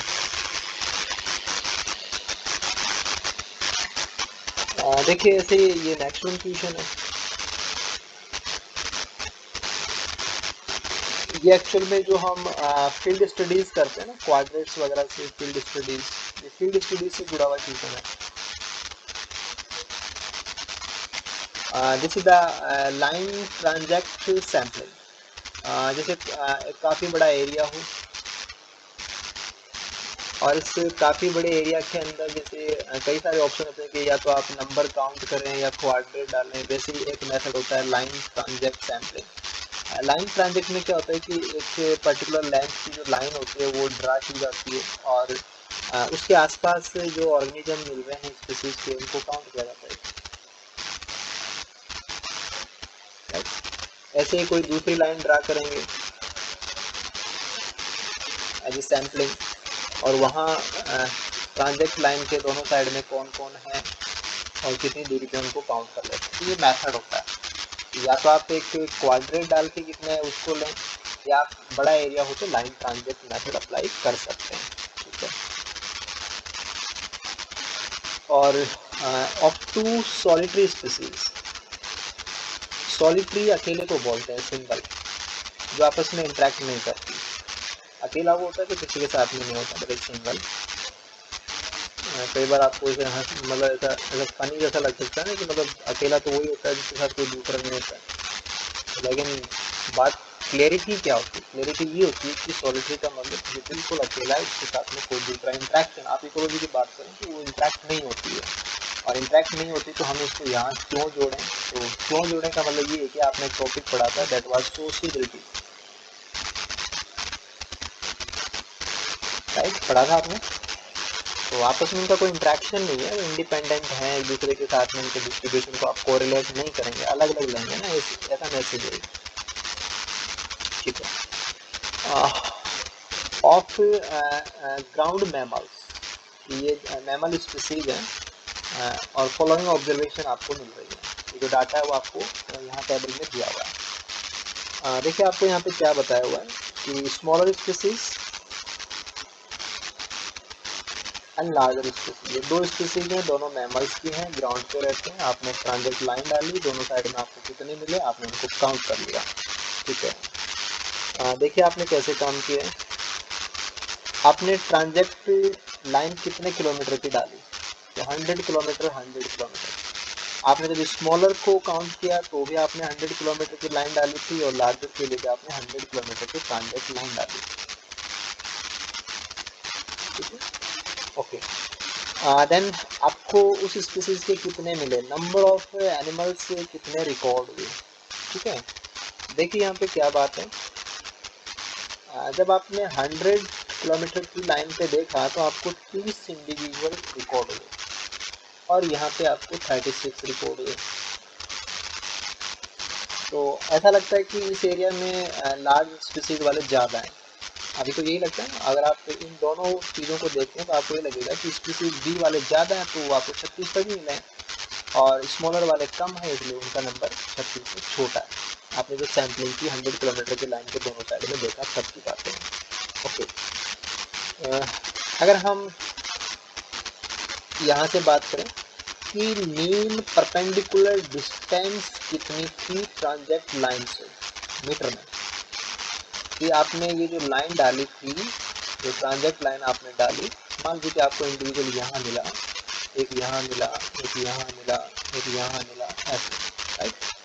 तो आपने जो परपेंडिकुलर लेंथ थी कि ये यहाँ से कितनी दूर है दिस वन, ये यहाँ से कितनी दूर है दिस वन, ये सब आपने मेजर किया, राइट। और मेजर करके ये डिस्टेंस, जैसे आपके पास जो भी आई हो, X M Y Z M जो भी था, आप इनको सबको जोड़ करके उनका मीन निकाला। तो दिस इज द मीन। ठीक है, यहाँ पे 30 तो मिले, लेकिन जो 30 आपको मिले वो हमारी लाइन से एवरेज, मीन का मतलब आप एवरेज जैसा ले सकते हैं कि एवरेज वो कितनी दूरी पे थे, तो आपको मिला था कि वो 10 मीटर की दूरी पे थे। और यहाँ पर आपको मिला कि मिले तो जरूर थे 36, लेकिन वो दूरी ज़्यादा थी, राइट। तो अब आपको थोड़ी सी पिक्चर समझ में आ रही होगी कि आपने एक कॉमन लेंथ ली, दोनों साइड में ऑर्गेनिज्म आपने काउंट किए, आपको स्मॉलर कम मिले थे लेकिन वो पास पास मिले थे। 10 मीटर और 40 मीटर में बहुत बड़ा अंतर है, 4 गुना दूरी है 40 मीटर। तो यहाँ देखिए कि छोटी सी दूरी में ही 10 मीटर के अंदर अंदर 30 आ गए थे, और यहाँ 40 मीटर में 36 आए, इसी लाइन के डिफरेंस में। अब आप कुछ बातें सोचेंगे।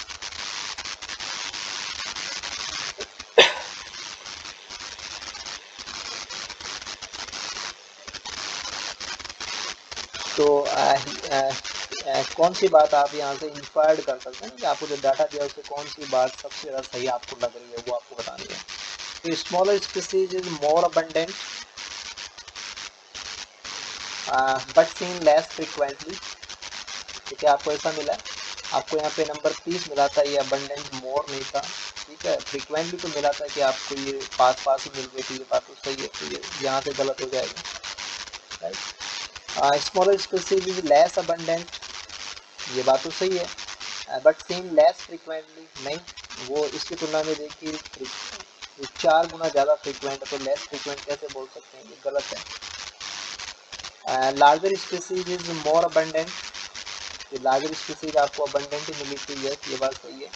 But seen less frequently, yes, आपको दूर दूर ही मिले थे, तो ये बात पूरी सही है। The larger species is seen more frequently, more frequently कहाँ, वो तो लेस फ्रिक्वेंटली थी, तो आप यही गलत कर देंगे, राइट। तो this is the option number 3, यहाँ आपको सही बात मिली है। तो बात ये थी कि आपके पास डाटा तो है, लेकिन अगर आपको लाइन ट्रांजैक्ट मेथड क्या होता है और इसके दोनों साइड में हम कैसे काउंटिंग करते हैं, और फिर हमें जो वैल्यूज दी हैं उनको हमें अबंडेंस और फ्रीक्वेंसी के साथ, फ्रीक्वेंट का मतलब है कि आप गए और आपको कितनी बार मिला, जैसे फ्रीक्वेंसी, और कितने मिले for number, that is for abundance. तो आप थोड़ा सा लॉजिकली देखें तो भी आप इसको निकाल सकते हैं, ठीक है। सर हाँ, सर जैसे आपने बोला सॉलिटरी स्पीसीज बाकियों से इंटरेक्ट नहीं करती है, तो सर इसका मतलब है कि किसी कम्युनिटी का हिस्सा नहीं है, नहीं वो देखो, वो चीज़ें तो होती ही होती है, आप केवल फ्यूशन के हिसाब से बात करेंगे। सॉलिटरी का मतलब आपका, आप उसका किसी और से कोई कनेक्शन नहीं मानते हुए क्वेश्चन को सॉल्व करेंगे, यानी कि आपको केवल जो दिया हुआ है केवल आप उसको इतना ही सोचेंगे और कोई बातें आप अपने मन से नहीं लगाएंगे, ठीक है ना। तो ऐसा कुछ नहीं है, जब आप इनको सोल्व कर रहे थे ना, अगर आप इसी चीज़ को रिवाइज करें तो आपको पता लगेगा कि जब आप इन 30, 36 और 10, 40 इसको फोकस कर रहे थे तो ऑलमोस्ट आप इन चीज़ों को भूल गए थे। और आपको सच में काम भी यही करना था कि बस ये 4 फिगर ऐसे थे जिनसे आपको कंक्लूजन निकालना था, बस बाकी चीज़ें इसमें ज़्यादा इंपॉर्टेंट है भी नहीं। ओके,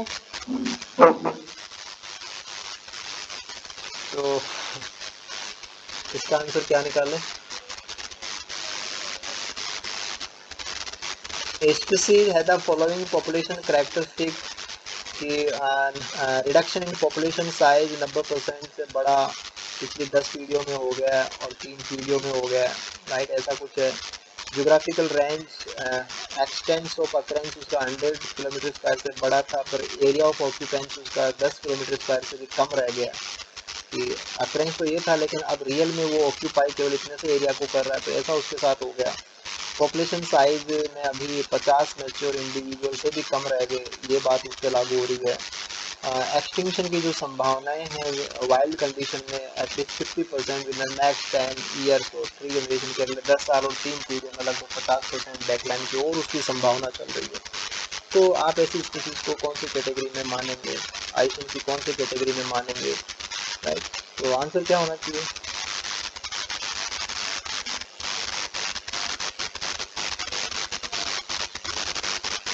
आंसर क्या होना चाहिए मेघना?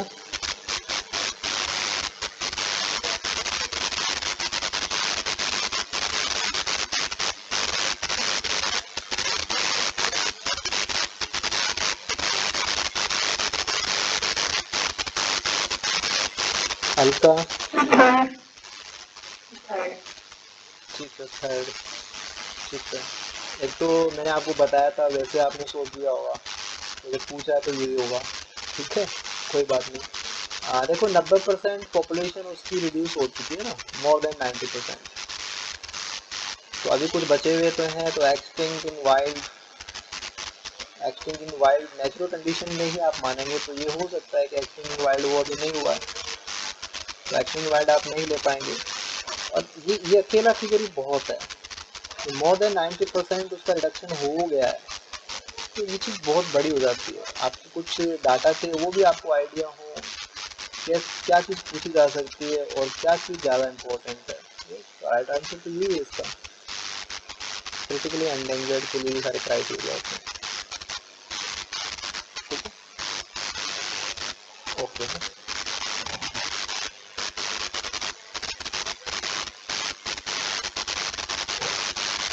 ये भी क्रिटिकली एंडेंजर्ड स्पीसीज के रिगार्डिंग ही आपको डिसाइड करना है।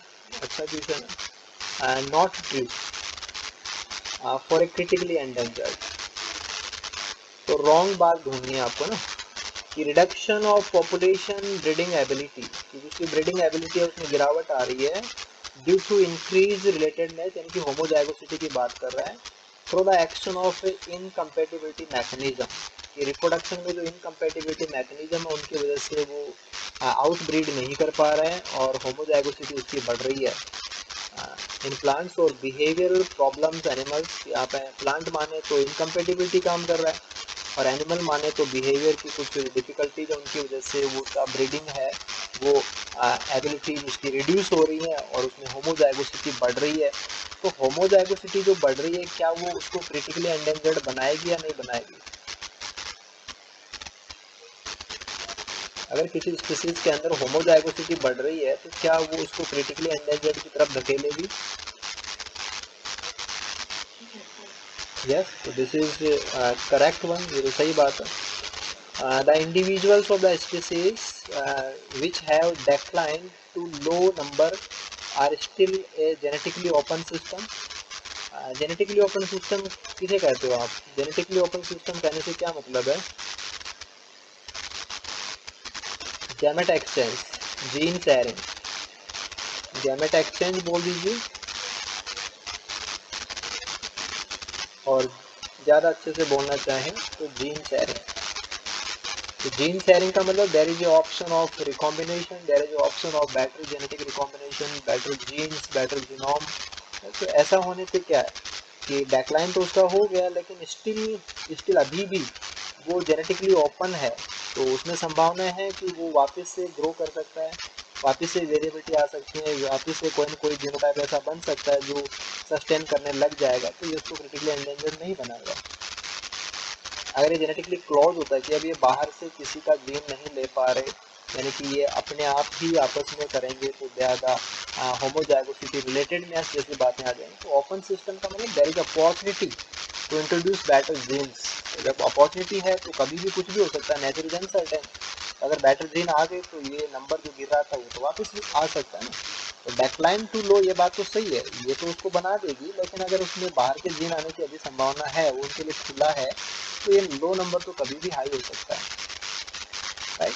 तो इट इज नॉट करेक्ट। तो loss of some alleles from the species causing loss of genetic diversity, तो लॉस ऑफ जेनेटिक डाइवर्सिटी तो उसको प्रॉन बना देगी ना, एक्सटिंक्शन के लिए जाएगा, तो क्रिटिकल एंडेंजर्ड की तरफ हो जाएगा वो push, with consequent inability to respond rapidly to selection।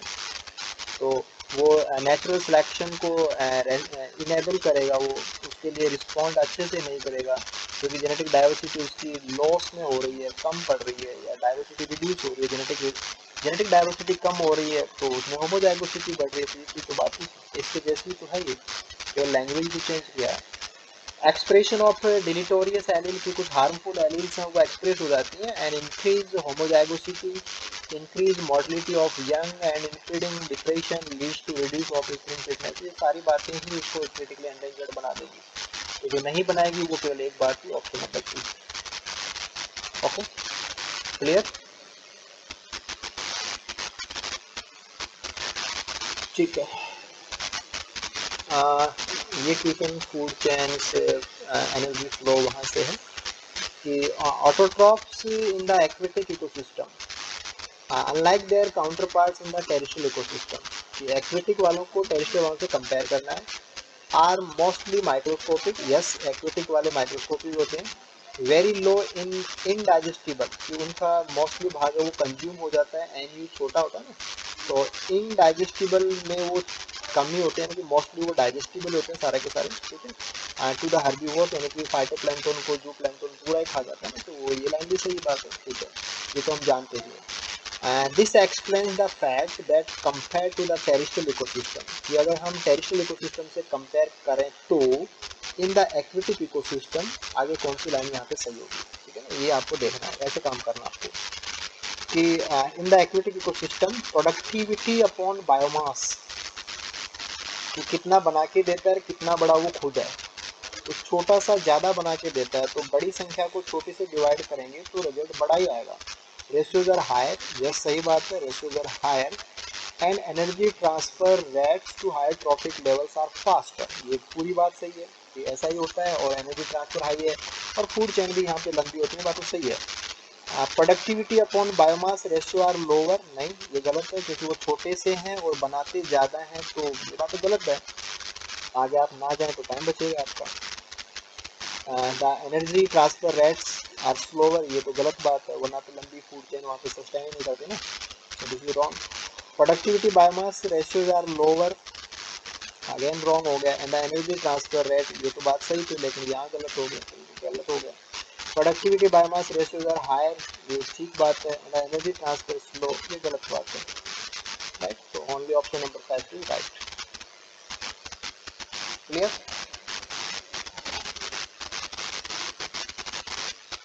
Okay, and this is the next one, कि ये नाइट्रोजन साइकिल जो आपने लिया था वहाँ से रिलेट करता है क्वेश्चन, और आप इस क्वेश्चन को थोड़ा बहुत बायोकेमिस्ट्री के एंगल से भी कर सकते हैं, थोड़ा बहुत आप इसको प्लांट फिजियोलॉजी के एंगल से भी कर सकते हैं, इकोलॉजी के एंगल से भी कर सकते हैं, ठीक है। जैसे हालांकि इकोलॉजी से पूछा गया कि ग्लोबल नाइट्रोजन साइकिल, इकोलॉजी का क्वेश्चन बन जाता है, इतना लिखिए। The following microbial organisms are involved in 3 important processes. One is denitrification, nitrification and nitrogen fixation.